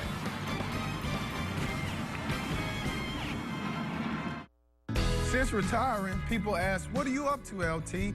I'm working with kids on character, education, and performance. Through my LT Academy, I'm also involved with an important initiative. If you have questions about the recruiting process, go to Texas High School Coaches Association website and click on the free recruiting webinar icon. This free webinar will educate you on the entire recruiting process. Don't wait. With new collegiate academic requirements, every day counts. Crockpot, Sarah Johnson, Denver. Check. Talking Fish, Eric Smith, Tampa. Check. Man, give them what they really want. Oh, yeah. It's the good stuff. 12-inch subs from just $19. Unbeatable. Get 2 Kenwood 12-inch subs at Base App. Liz $270. Just $99. In-dash video with motorized touchscreen. Liz $350. Just $149. I got what I wanted. You can too. All stores open this Sunday. Everything's on sale. Shop's back. 50 years in the Lone Star State. A one-stop shop so you're never late. Price is so low that you want to know which way to Specs. Come on, let's go. Specs, wine, spirits, and finer foods. World-class service, that's all about you. Shop Specs, it's how we do. A huge selection since 62. Shop Specs, low price, amazing. Here's to you. Shop. Cheers to savings. The UIL High School Football State Championships all weekend on Fox Sports Southwest.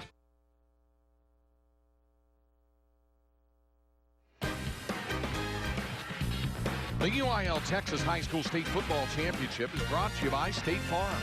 Visit texas.statefarm.com to score the ultimate VIP experience. By DQ, for the best tasting treats, eats, and drinks in Texas, DQ just tastes better. And by Ford. Stop by your Texas Ford dealer and find out why the F-Series trucks are the best in Texas.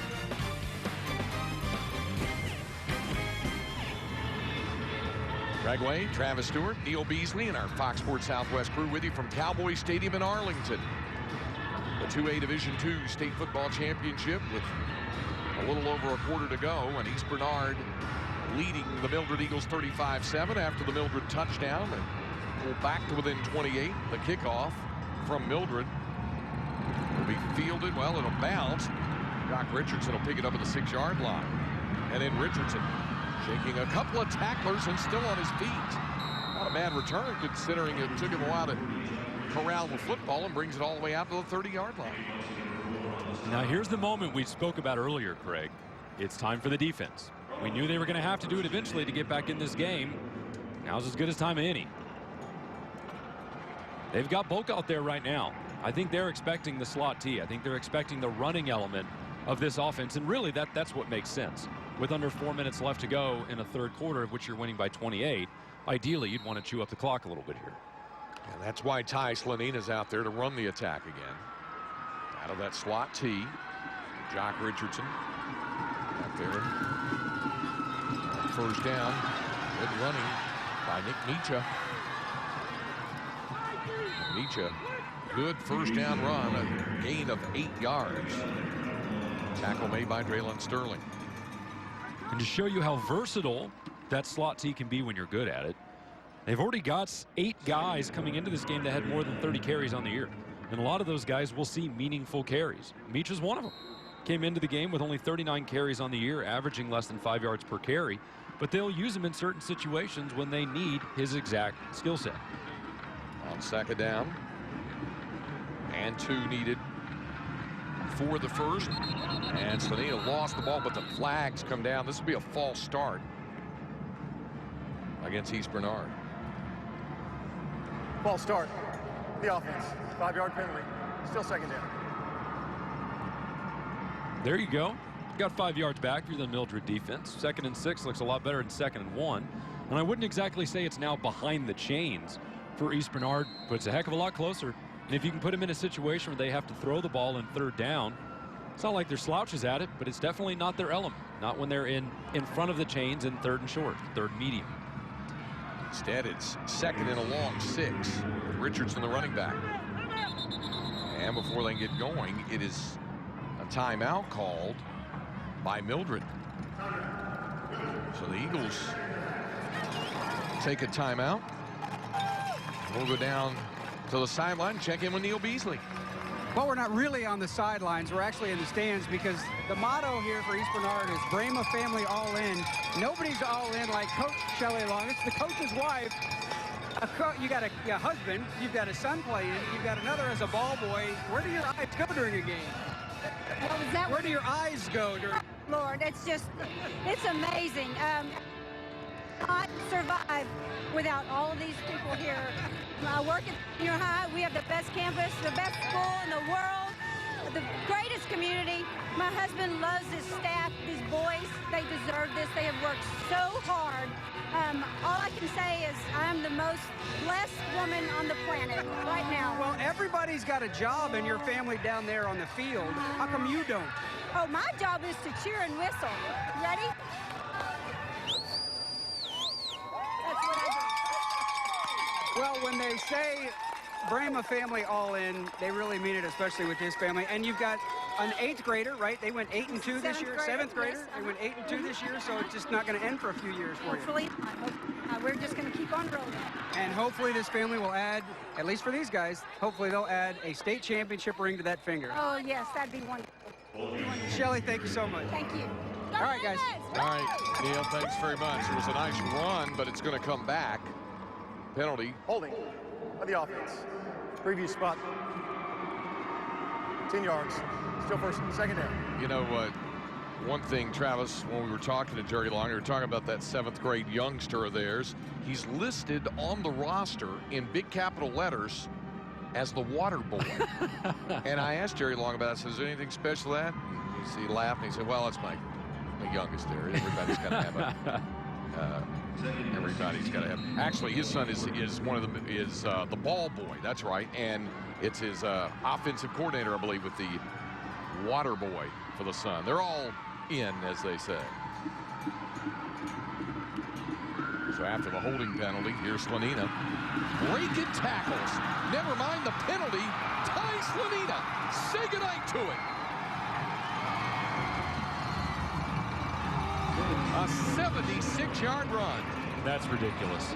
There are certain guys in Texas, Craig, that you can go ahead and chalk it up. When they're level with you, they're gone. We saw one this morning in DePaul, the quarterback from Monday. He was a top-notch college recruit. And you see one here again with Slanina. When he hits you even, you know you're probably done. You know that's probably it, because his sprinter speed it's just ridiculous. He's that fast. I mean, he's a gold medalist as a long jumper. He was a gold medalist in the 1,600-meter relay team. He can do it all. He really is an athletic marvel. He's a good player. That'll take him well in advance of 100 yards rushing. The extra point kick is good. And it's now 42-7. Ty Slanina catching a breather after coming up with tonight's DQ big play of the game. I don't even know where to begin on where to point out the key blocks. There's a couple, but really it was first the misdirection. We've said that several times today. The misdirection has the Mildred defense shaded the wrong way, and then he makes that one tackle miss right there in the middle, right there in the hole. And like we said earlier, in the slot T offense with everyone crowded up near the line, if you can make the one-man miss, you're going to have an opportunity to go. And Coach Harville said, we've been telling these kids on defense all week, a lot of times it's going to come down to one tackle. And that's a basic football tenet, sure. But in an offense like this, with so many heavy-hitting playmakers, it's going to come down to one tackle. And that time, Slanina broke that one tackle. 7 carries, 155 yards. Boy, howdy. 76 there, so half of it, virtually, on that one carry for the touchdown. To make it a 42-7 football game, and Derek Grushka kick it off. Slanina was originally slated to go to A&M. And then the coaching changed for him. He ended up at TCU now. Gary Patterson with the Horned Frogs is just salivating over that kid, who is a perfect fit for a jack-of-all-trades team like the Horned Frogs are. Grushka with a kickoff.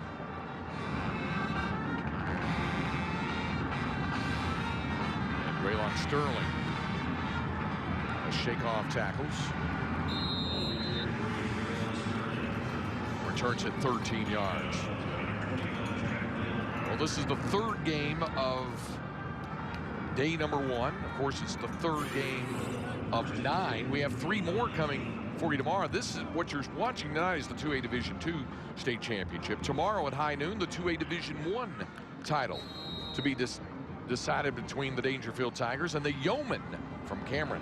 Of Yo High School. That'll be followed by the 3A Division II crown Gilmer Buckeyes against the #1 team in the state, the Navasota Rattlers. And then tomorrow night, the 4A Division II state championship. 2 teams in for the first time, the Lancaster Tigers from here in the Dallas-Fort Worth Metroplex against the Cedar Park Timberwolves from the greater Austin area. It's all tomorrow, day 2 of the 3 days of 3 state championship contests per day. First down, nothing there for Sterling. Told you about the Friday schedule. Here's the Saturday schedule to cap the weekend.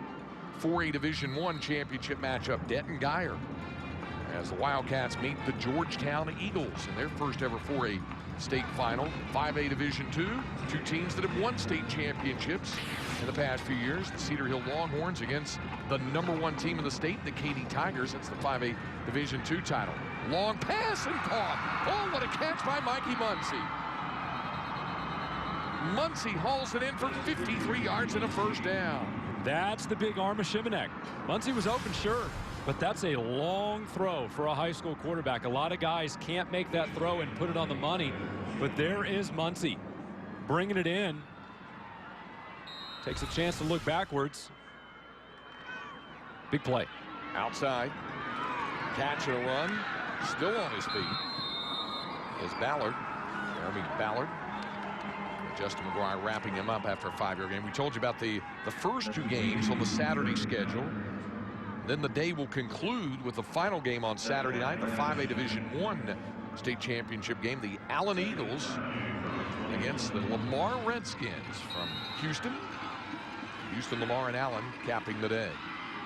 Back to the ground, and Ballard, who just caught a pass, takes it inside the 20, a gain of 3. Zach Stavinoa, the tackle for East Bernard.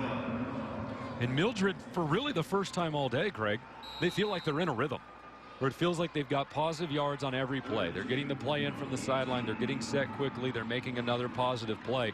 This was nothing like the first half where everything felt disjointed. Now they feel in rhythm.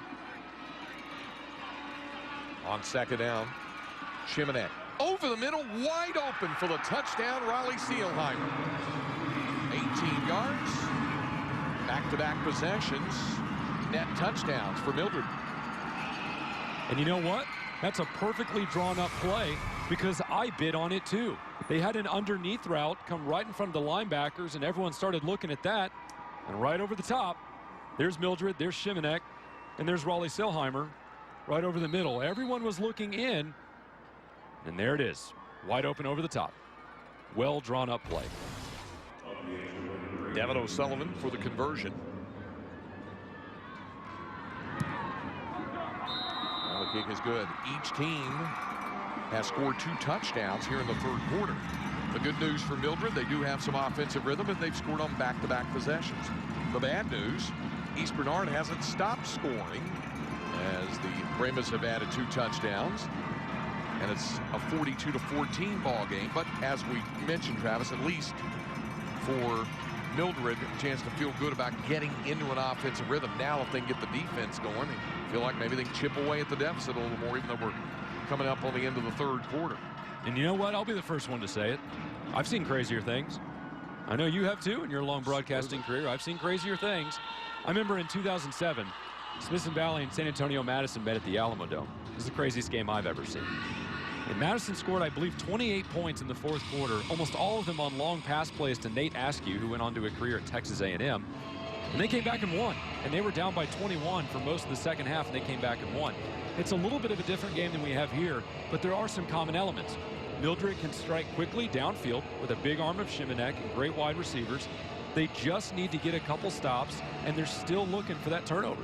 They're still looking for the turnover to flip this game on its head. Well, it was the former home of the Dallas Cowboys, not the current one where this is being played. We're probably the craziest of all of those types of games was played. Everybody remembers Plano East John Tyler of 1994. Great gosh almighty Joe Friday. And the Danny Garber, Eddie Clinton's call on that crazy game. It was a 41-17 ball game with 3.5 minutes to go. And Plano East came all the way back to take a 44-41 lead, only to see the ensuing kickoff with 11 seconds to go back 89 yards for a touchdown. JT wins at 48-44, and they go on to win the 5A Division II title that season.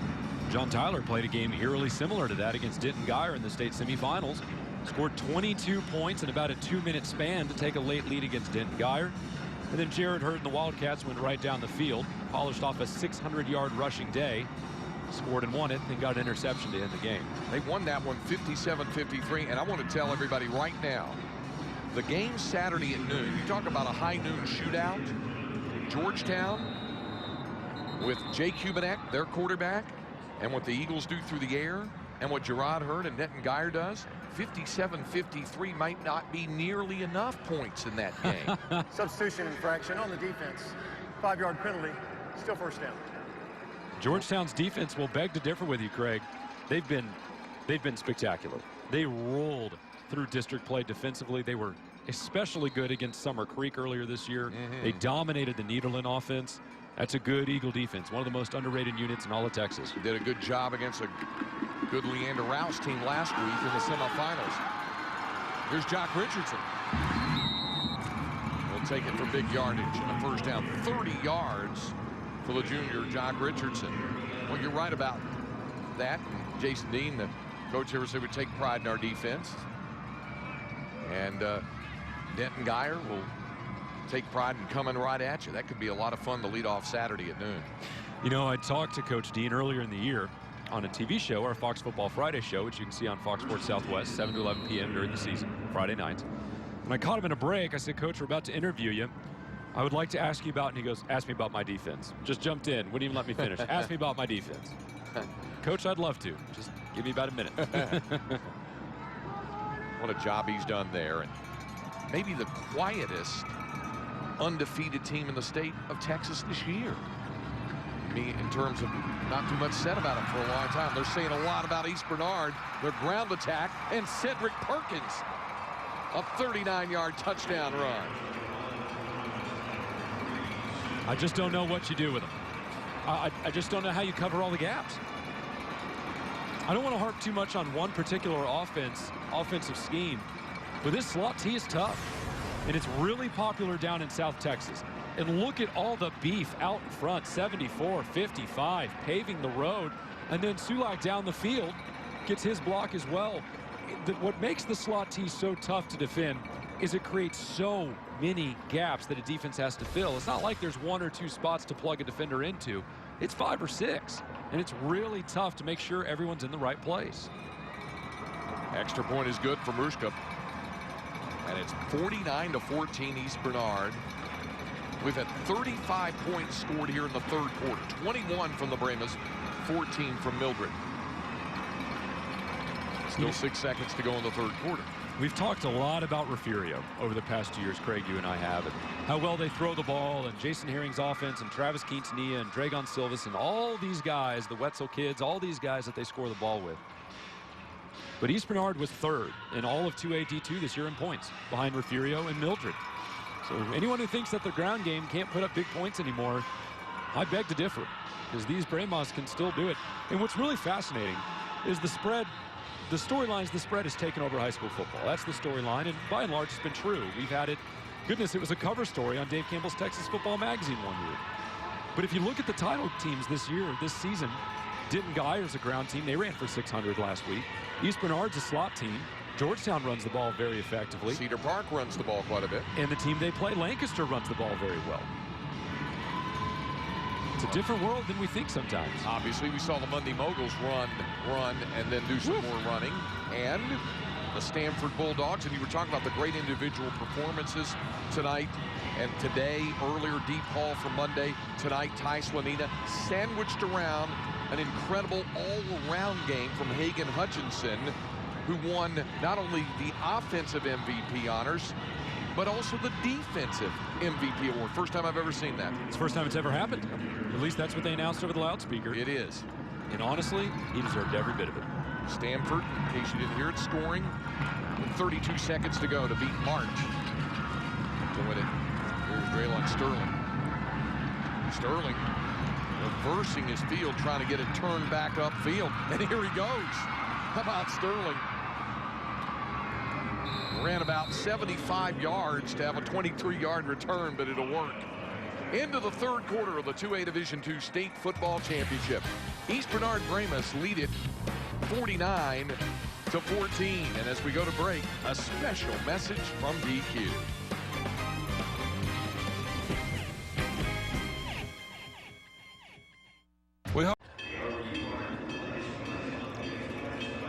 They've had plenty of opportunities to ring that Brahma bell tonight. 49 times for 49 points for East Bernard as we begin the fourth quarter. Shimanek swinging it out to Mikey Muncie for a short gain. Justin McGuire, the tackle for East Bernard. McGuire's a pretty good player, too. We mentioned his name a couple times at the defensive end spot. He's also a really good kicker. Been an all-district kicker before. He can boot it. Second down of 8 from the 34.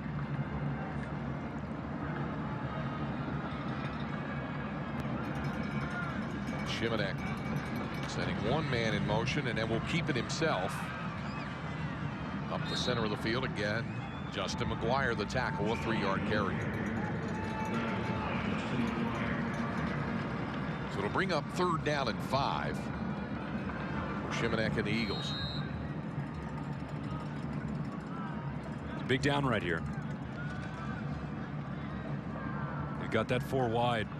But look at East Bernard. One safety deep. It's Oschenbeck over the top, and everyone else is at the line of scrimmage. Man. Shimanek on 3rd down had the pass tipped and incomplete. Again, McGuire defending the pass, getting the hands extended. Shimanek now 16 of 27 tonight for 143 yards. The 2 touchdowns, but nothing much you can do about this one. And that is of the J.J. Watt playbook. You get pushed off the lineman a little bit. You know you can't get there, so you jump. Stick your hands up there. Move them around. See what you can find. 4th down and 5. Shimanek now will step back.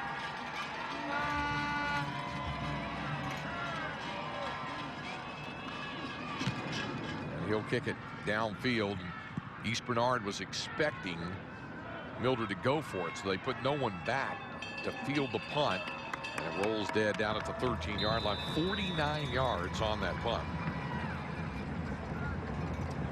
I find myself wondering what East Bernard's offense looks like next year when you don't have Slonina. When we talked about Aschenbeck will most likely be the option under center. It's hard to imagine he won't. But considering Slonina was the better runner and Aschenbeck's got a little more pro passing ability, throw the ball downfield, a little more prototypical, I wonder if they make it almost 50-50 between the slot T and the spread, or they look primarily more at the spread. What a ground game they have. 156 from Slonina, 107 from Perkins, 70 from the fullback Jock Richardson, 5 touchdowns between the 3 of them. Can go a lot of different ways. 263 combined rushing yards between those 3. And more to add to the total. Garrett Pollock on the carry, picks up 6 yards. And this is certainly the MO now for East Bernard. They've been pounding it on the ground all night, but you definitely want to do it when you're up 35 points in the 4th quarter and just keep the clock moving. You know, if you're just tuning in to Mildred for the first time all year, I don't think you're getting a really representative product of what they've been like all season. But also it's important to note, this is really a program on the rise. And Coach Harvell out there has done a fantastic job in his years there. But you look back over the history of Mildred, they've been good some years, rarely great. But the past 2 years, state semifinals and then a state final appearance, it's a remarkable surge for this program. And with Harvell there and some of these young kids still coming back for another season, they really do have a bright future. A couple of the 2A programs, the M&M schools the last 2 years. Melissa, the Cardinals winning a state title last year and then stepping up to 3A in the new realignment and beating Hempstead in the 2A state final last year in 2A Division I. And this season, Mildred down in Navarro County, just outside of Corsicana. Getting all the way to the state final, running into East Bernard tonight. In this case, it's Garrett Pollock running right into the heart of the Mildred defense, picking up 7 yards and another first down on 3rd and 1. And Craig, when you and I take the booth tomorrow morning for Dangerfield and Cameron Yo, we're going to talk about tradition a lot. I mean, Dangerfield, arguably the most celebrated team in all of Class 2A. Cameron Yo's in the equation. They're one of the most winningest programs in all of Texas, but definitely in Class 2A. In Mildred, what they're doing is they're building that tradition. I mean, they've been around a long time. They were playing Class B ball way back in the day. But they're finally building the tradition that those other programs have relied on for decades. It takes time. Yo will be looking for its first state title in 31 years as Cedric Perkins carries the football around the corner. Of course, East Bernard trying to win its first state championship in 35 years. And speaking of East Bernard, the man who heads up not only the school and the athletic program, but the entire school district is with our Neil Beasley. That's right. Ross Aschenbeck is vested interest in this team. Of course, not just because he's the superintendent, because his boy is one of the top players. Boy, this whole community seems like they've wrapped themselves around the entire athletic department, but the football team also. Yes, sir. I'll tell you, there's a lot of pride in East Bernard, and you know, there's a lot of Bohemians there, and they just it's amazing how they pull for all the sports. I mean, you go to a basketball or volleyball game, and it's big crowds, big following. And obviously this team is crushing it here tonight, but with your son coming back, there's a ton of juniors and sophomores that can really play. You guys got to already be thinking back-to-back. Oh, well, I wouldn't go that far, but they are. They're a good core group, and you know, they're such a close-knit group. I mean, all of them are buddies. They're over at everybody's house, and they're a great group of kids. Now, there's not that many Brahmas in the state of Texas, but you've hit 2 of them. You're a Belleville Brahma, and then now you're an East Bernard Brahma. Yes, sir. Is that by design? No, sir. It was not by design. That's one of those things, you know. So. And you'll take these Brahmas. They're looking awful good tonight. Oh, yes, sir. I sure will.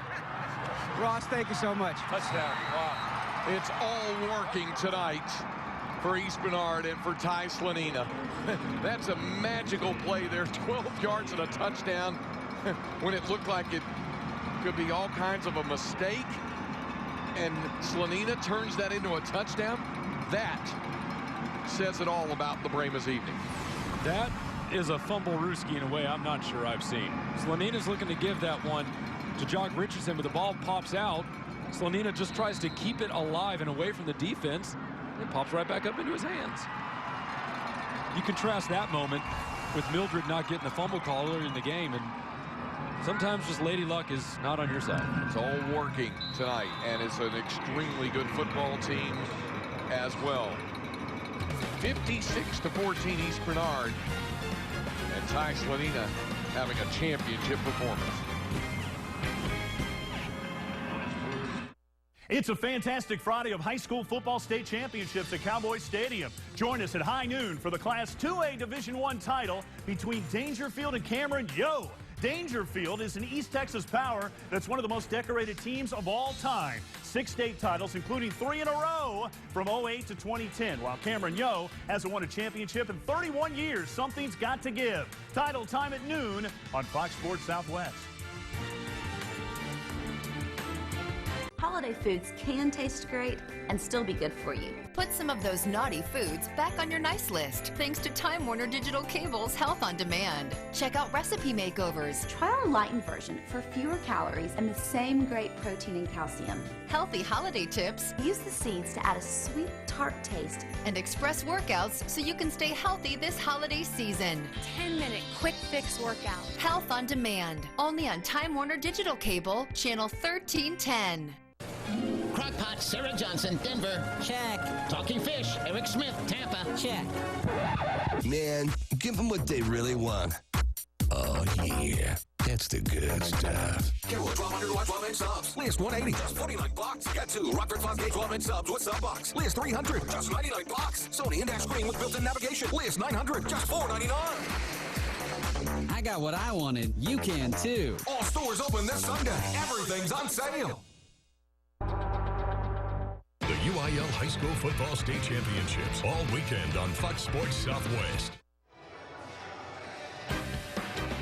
The UIL Texas High School State Football Championship is brought to you by State Farm. Visit texas.statefarm.com to score the ultimate VIP experience. By DQ, for the best tasting treats, eats, and drinks in Texas, DQ just tastes better. And by Ford. There's a reason why Ford is the best in Texas. Stop by your Ford dealer and drive one. Another touchdown for East Bernard. Another touchdown for Ty Slanina, who has 4 tonight. 7 carries for 167 yards. And the 4 scores, including a 76-yard run. And that one was just to pick it up off the turf, fumble it to yourself again, and finish off the 12-yard run. Yeah, just like they drew it up, right? There's the return for Sterling.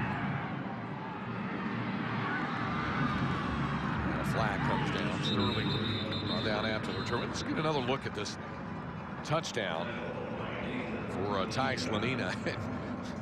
What an amazing run, the way this thing pops right back to him. You know, if you've never tried to pick up a bouncing football on the run before, you'd be surprised how difficult that is. And a big reason why is because that funky shape for the ball, it bounces all sorts of ways, but it almost never bounces off the ground and right back to you again. I mean, that you can't do that if you try a lot of times. So for that thing to pop right back into his gut, he must have magnets in there somewhere. Well, after the penalty. Block in the back. On the return team. Spot foul. 10 yards. First down. We'll be back to the 6-yard line for Mildred. Tough night for the Eagles. But Shimanek is still going to go down as arguably the best quarterback to ever play in the Golden Circle out there around Corsicana. I mean, over 8,000 yards passing for his career. One of the only guys to ever do that in the area. He may be the only guy to ever do that in that talent-rich area. He's had a special career. It's not going to end the way they wanted to tonight, but he's had a special career. Braylon Sterling with a 21-yard run, and Thomas Finigmo down and trying to get back up. Going back down as well. as we shake it up here in the late stages of this championship game. You see Keanu Fathal come over there and talk to him, number 62, briefly. Kid's got a bright future, too. He wasn't even really supposed to be a varsity guy this year. And then they had injuries at the beginning of the season that really limited their options along the offensive line. They plugged him in. And even at the time, Coach Harvell said, yeah, I don't know if the kid's going to be a starter. It's just kind of a stopgap right now. Well, the kid was good enough, and he stuck. He's been in the rotation ever since. And he's a youngster. He's still an underclassman. So you know that even though Shimonek's going to graduate, and Ballard's going to graduate, those may be your two best overall players. You know, you've still got a lot coming back, and you've still got a chance to really do something later on in the next couple seasons. Noah Pinnell, their offensive line, he's arguably the overall team leader emotionally. You're going to lose him too. Still a lot of good options out there for the future. Sterling stopped by Stavino on first down after a 1-yard pickup, and it's 2nd down and 9.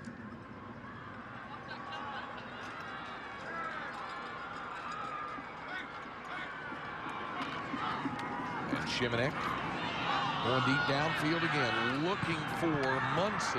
Collisions come, that'll bring flags and a pass interference call. Now first down for Mildred. Slanina and Aschenbeck converging on Mikey Muncie. And the ensuing penalty will give Mildred a first down. You got to take a guy out to dinner before you mug him that hard. Wow. Yeah, conversion, 2 different angles. Just trying to prevent a big play. You'd rather give up 15 than 40, I guess, in that situation. Pass interference on the defense. 15-yard penalty, previous spot, first down. As you can see, Shimonek unleashed this deep ball down the sideline. And it's really a shame that we didn't get to see more of the play action from Mildred, because as Coach Harvell said earlier in the week, he could count on one hand the number of times they play action last year. They just didn't do it. It wasn't a part of the offense. Then they changed offensive coordinators. Their previous one left to take over at Normandy. The new guy stepped in, did a very, very good job this year, by the way.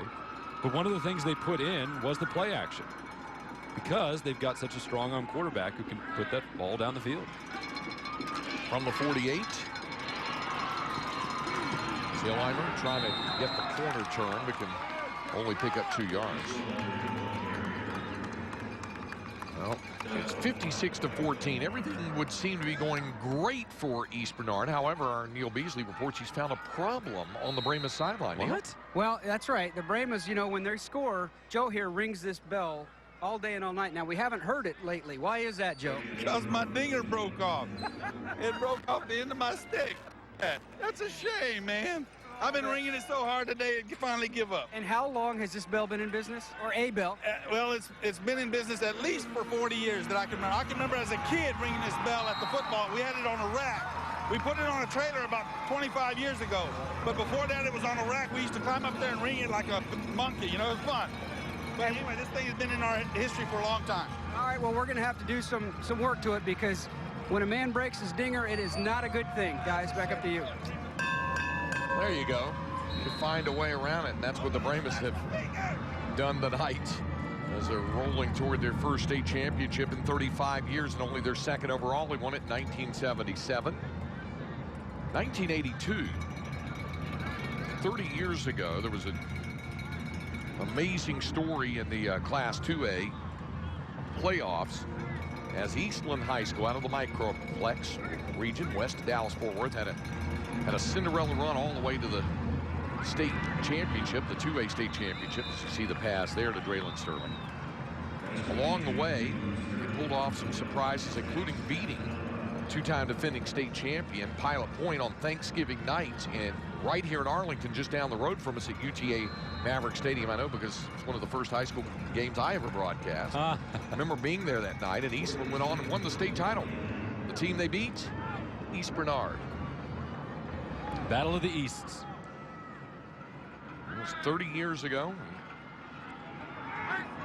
Eastland Mavericks beat the East Bernard Brahmas to win the 2A state crown. Incomplete pass outside on 4th down and 7. It'll go over to the Brahmas. I heard a bell ring. Well, yeah. Using the clapper, if you will, just to ring the bell handheld style, I guess, without being able to Used it in conventional bell ringing fashion. It's a manual application. And if you're a high school fan and you're joining us for these central-sided title games, maybe looking for 4As and 5As later in the weekend, and this is really your first taste of small school football, I beseech you, stay around and learn a little bit about these teams and these little cities and these players and coaches and programs, because obviously the 5A, 4A levels of high school football, those are the heavyweight brackets. Those teams, everyone knows them. They're a lot of fun to watch, a lot of great future college talent, great tradition. But a lot of these small schools, they really fill out the culture and the heart of what Texas football is all about. A lot of these guys are playing both ways today. They've been doing that for 4 years. Mildred, that's our final timeout of the half. And in no better example of what you're talking about, Travis Stewart, than that guy right there, Ty Slanina. He's our Ford-built tough player of the game. No other reason why he wouldn't give it to him.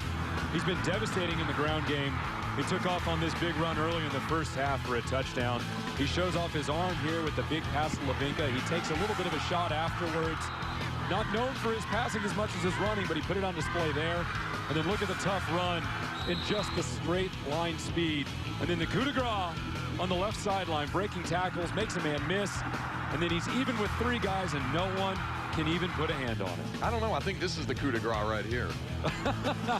Yeah, you know what? I don't speak enough foreign languages to come up with a better term for it than that. This was something, all right. Fumbled ball, recovered, ran in for a touchdown. Even gives a smile to the lineman, says, yeah, I don't know if I'll take full credit for that one. Football gods looked after me on that one. Back to the ground for East Bernard. And Jock Richardson, who is nearing 100 yards rushing tonight as well. In fact, he has gone over 100 now. East Bernard with 3 over 100. Slanina 167, Perkins 139, Richardson 110, and 556 yards of total offense for the Brahmas tonight.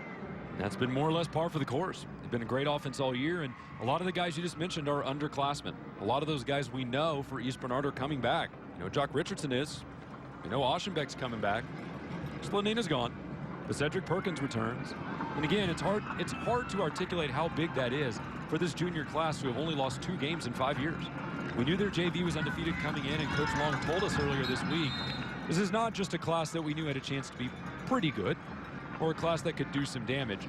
We've had high hopes for them for a long time. To look at that group of athletes coming through, they're so close-knit, they play good football, they play hard, they're good at all these sports. We've had some high hopes for these guys for years. Well, you saw Jerry Long, and he's seen plenty of Ty Slanina, and here's father and son, superintendent, Mr. Aschenbeck, and grandson, who's playing quarterback right now. Well, that's Derek Rushka, the young man you've been seeing doing the place kicking as Slanina's day at the office is complete. Rushka can do a lot for you. And even though they haven't had a reason to talk about it today, he's a pretty good kicker. He kicked 3 field goals versus Blanco in the second round, and that was a 16-0 win. Those points were huge. Richardson on the carry. Now, we told you that this is game 3 of day 1. There are 3 games tomorrow and 3 games on Saturday as well to crown 9 state champions here in the state of Texas, starting at noon tomorrow. Dangerfield and Cameron Go. That'll be entertaining. 2A Division I tomorrow. And you know what? Our hearts and our prayers got to go out to Navasota. Their top running back breaks his leg in a car accident this morning. He's going to be okay in the long run. He's going to miss that game tomorrow. And forget the impact on the field. Sure, that's important. What a tough break for that kid. Xavier Creeks and the man, that's tough. Navasota Rattlers, #1 in the state. And they're going to take on a very good Gilmer Buckeye ball club tomorrow. Here's the punt, fielded right down near the goal line, and just trying to make something happen here in the waning moments is Draylon Sterling. 42-yard punt. And then, of course, the night game tomorrow night, the 4A Division II title line. Somebody's going to win a first ever state football championship. Either the Cedar Park Timberwolves or the Lancaster Tigers. That'll be the Friday lineup tomorrow here on Fox Sports Southwest. Draylon Sterling still down on the field after trying to return that punt. Sterling went down earlier with an injury and then came back and has continued to play all the way through, although he is banged up right now. He is just gassed. I mean, when you could see on the other shot, his stomach was just heaving. When you play both ways the whole game like this, and you're running left to right, when you're at a safety spot like him, coming downhill, making tackles against a ground team, and then you're out there running the ball against a defensive front that's bedeviled you all night long. I mean, you can't find a kid who left more out on the field than he did today. Draylon Sterling came into tonight's game having rushed for 1,773 yards. And he has 23 yards rushing on 14 carries now, nearly 1,800 yards for the season. And he'll be back next year. He will, as a two-way star again. And honestly, when he finishes up next year, barring any kind of major injury, he's going to be a three-time All-Stater. And again, a couple of those years will likely be at two positions, possibly three. If he has a great year as a returner, he could be there as a back, a defensive back, and a returner. And the only other guys I can think of that have done that, Jordan Shipley did it at Burnett. He had a couple years as a wide receiver and a defensive back, but it's not common. It's really not. And we've talked a lot about Shimanek and some of the other big stars here for this Mildred team, but the guy who's always played the most hard-nosed for Mildred, who's always been at the heart and center of it, and the one who plays the hardest, has always been that one, big number 8.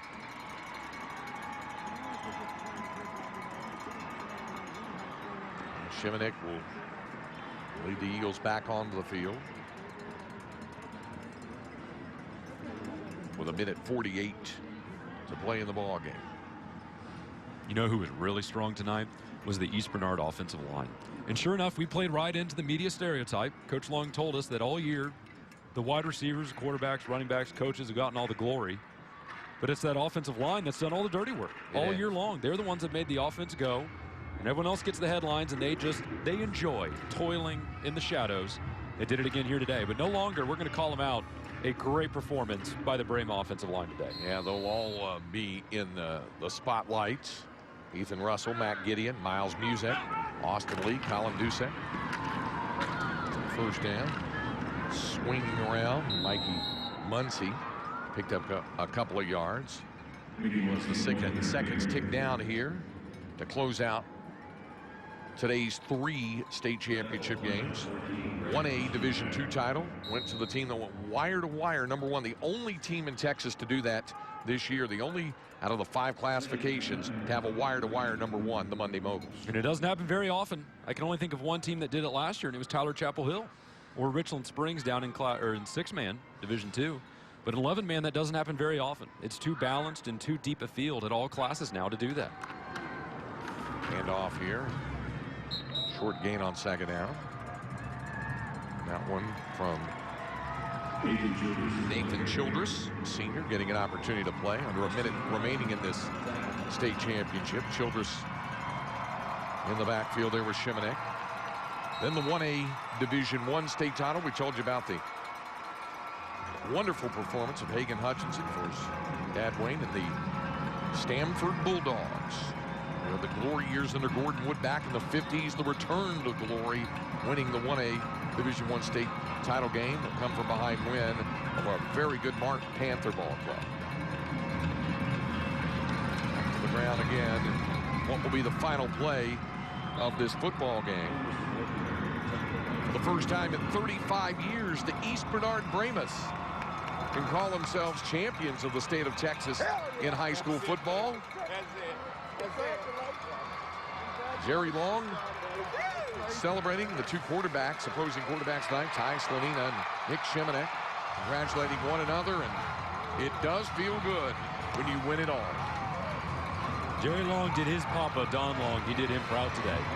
Don was a pretty successful coach himself, and talked to Jerry earlier in the week and said, what did you learn and pick up from your father, playing for him, being coached by him, watching him coach all those years? And let's go. He laughed and said, oh, Lord, everything. And he meant it. I mean, everything he's done to build a program, everything he's done to work with kids, to be an educator, to be a leader in a community, he learned from Don. And today, all that came to fruition. Jerry Long's worked a long time for this moment. So has Patrick Harvell to be at this stage with this program. But Jerry Long's worked a long time to be here. These kids came to play today. He also said learned a lot from his other mentor, George Harris. They coach both at Refugio and Gregory Portland. So there it is, the East Bernard Brahmas winning the 2A Division II State Football Championship. A special moment for Terry and Shelley Long as the Brahmas make it back-to-back years for Region 4 to win the 2A Division II crown. Last year, Refugio. This year, the conquerors of the defending state champion Bobcats, the new champions, East Bernard. And how impossible did that sound 3 or 4 years ago? Region 4 was so left for dead in the playoff conversation in Class 2A and 1A, and 3A to a certain extent, was totally left for dead earlier in the decade, and honestly, the numbers supported it. All the champs came from 2 or 3, sometimes from West Texas and Region 1, but never Region 4. That coastal bend area, that area south of Houston, sometimes into the valley, out to the Golden Triangle, occasionally. Nope, never came from there. But not anymore. Refugio broke the glass ceiling, and East Bernard broke their ceiling. Nathan Levinka, you saw him celebrating. He caught a touchdown pass tonight. And everybody getting an opportunity to celebrate. And there's our Ford Built-Up player of the game. Ty Slanina, excuse me, who will undoubtedly be named the offensive MVP, as they will award the offensive and defensive most valuable players. Let's go down to the field to Neil Beasley. With Ty Slanina, boy, offensive player of the game, and where were you guys offensive? Did you think it would be kind of come that easy today? You know, not really, but we knew we had to come out hot to stay with these guys, and that's exactly what we did. We followed our game plan, and, you know, we just did what we did. You know, our offensive line just took control of the game. Our backs took control of the game. I mean, it's an awesome win for East Bernard. And it seemed like you were just getting through the line, and then bam, you were gone. Did you feel like all you needed was that one little window? Yes, I mean, I needed the hole, and they gave it to me. I mean, they did an awesome job. I wouldn't trade any offensive lineman for another one. I mean, you know, I'm just so proud to call those guys my linemen. You know, they just did an awesome job. And then with this defense, I'm guessing you knew you were up just a little bit. That's all you guys needed. You could win. Yes, sir. I mean, our defense has been solid all year, especially because of our defensive line, our linebackers. I mean, even our secondary, we've just been stout.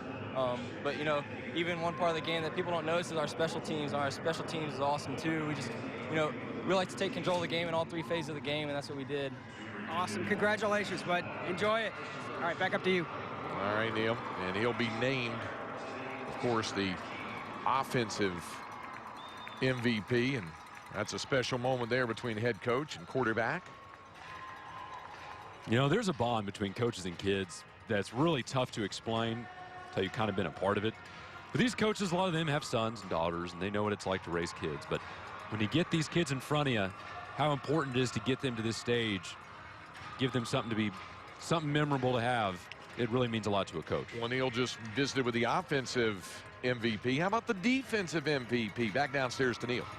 Thank you very much, Cody Rosales. Man, you guys defensively were all over the field tonight. Is that what you guys did every week? Yes, sir. Our goal every week is to get a shutout, and if we don't get it, it's to hold them under 13 points. But we played our heart out tonight, and we're all about family on this team. That's pretty much what we're all about. We work as a team, and I love each and every one of them. Couldn't have done it without them. And then I'm guessing as a defense, all you needed was just a few scores offensively, and you guys felt like you were going to win. Yes, sir. We know we've got the firepower on offense with Ty Slanina to just run over anyone pretty much. I mean, all we need is a score, and that's it. And we know we can beat anyone we want to. Incredible. Congratulations. Thank you, sir. All right, thanks very much. And, of course, Cody Rosales led a defensive unit for East Bernard tonight that put the clamps down on Mildred. The linebacker core is exceptional. And a lot of these guys, we've said it a bunch, a lot of these guys are underclassmen, but they played veteran ball tonight. They were very, very disciplined. They let Mildred get away with nothing.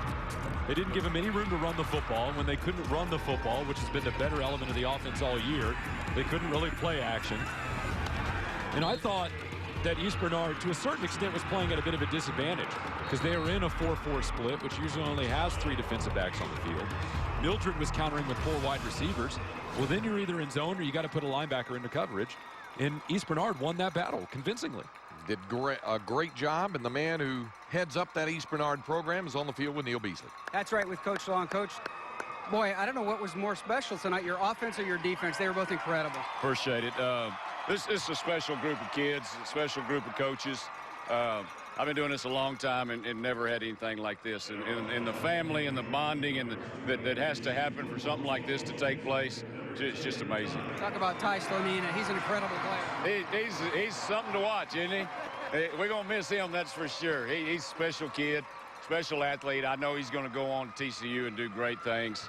Going to miss him. Now, you talk about that, and I hate to look forward already, but you got a young team here coming back. Yeah, we do. We got a lot of juniors back. You know, a lot of our linemen are our seniors in Ty. We're going to miss those guys. I give a lot of the credit to that group right there. Bar's pretty high, but I'm guessing you like it that way. Yeah, that's where we want it. Congratulations. Thank you. Craig. No question about that. Nothing but smiles for the not only Ty Slonina, but all the East Bernard Brahmas. The bar is always set high. For Mildred, of course, they have the bar set high as well, and you know it'll be a little bit painful for a while after losing tonight, but they're going to look back and talk about a great 13-2 season. And now the state championship trophy to be presented to the East Bernard Brahmas and head coach Jerry Long. Drink it in, Coach. You never know when another one comes. We talked about Mildred and how they use this point as a motivation. They'll look back as a great memory that they made it this far. Well, Arvell did tell us last year they made it to the semis when they came up a game short. It served as a motivation, got them a game further, and now they're going to do the exact same thing. They go back to the drawing board in the offseason and say, all that work, we were still 48 minutes short. They'll have another opportunity next year. For the East Bernard Brahmas, it's the school's second ever state football championship, the last one 1977. 35 years passed. They had another appearance in the final 30 years ago in 1982, falling to Eastland, but tonight and the season belong to the team from the Gulf Coast as East Bernard claims the 2A Division II state championship. This is the truest representation of 48 minutes to play in a lifetime to remember. Yes, it is. And that whole county is going to be talking about this one for a long, long time. Trophies like that one, you never get tired of looking at that. You walk in every morning, see that in the case, and you're going to smile. It's a special moment indeed. Well, that's going to wrap up 3 games on day number 1 of the UIL State High School Football Championships. Congratulations to the 3 state champions in Class A in Division II earlier today, leading it off, the Monday Moguls. In Class A, the 1A Division I crown going to the Stanford Bulldogs. And tonight, the Brahmas of East Bernard winning the 2A Division II title. And so 3 down and 6 more to go. 3 state championships tomorrow and 3 more to be crowned on Saturday. So once again, it'll start at high noon tomorrow, beginning with the 2A Division I state championship game to be followed by 3A Division II and 4A Division II. So we'll be back again tomorrow. Another triple header beginning at noon. The 2A Division I championship between Dangerfield and Cameron Yoe, followed at 4 by the 3A Division II championship between Gilmer and Navasota, and we'll wrap it up at 8 o'clock in 4A Division II as Lancaster takes on Cedar Park. For Travis Stewart, Neil Beasley, and our entire Fox Sports Southwest crew, I'm Craig Way. Thanks for joining us. A title going home to East Bernard. They win it. Ford has the freshest lineup in America, so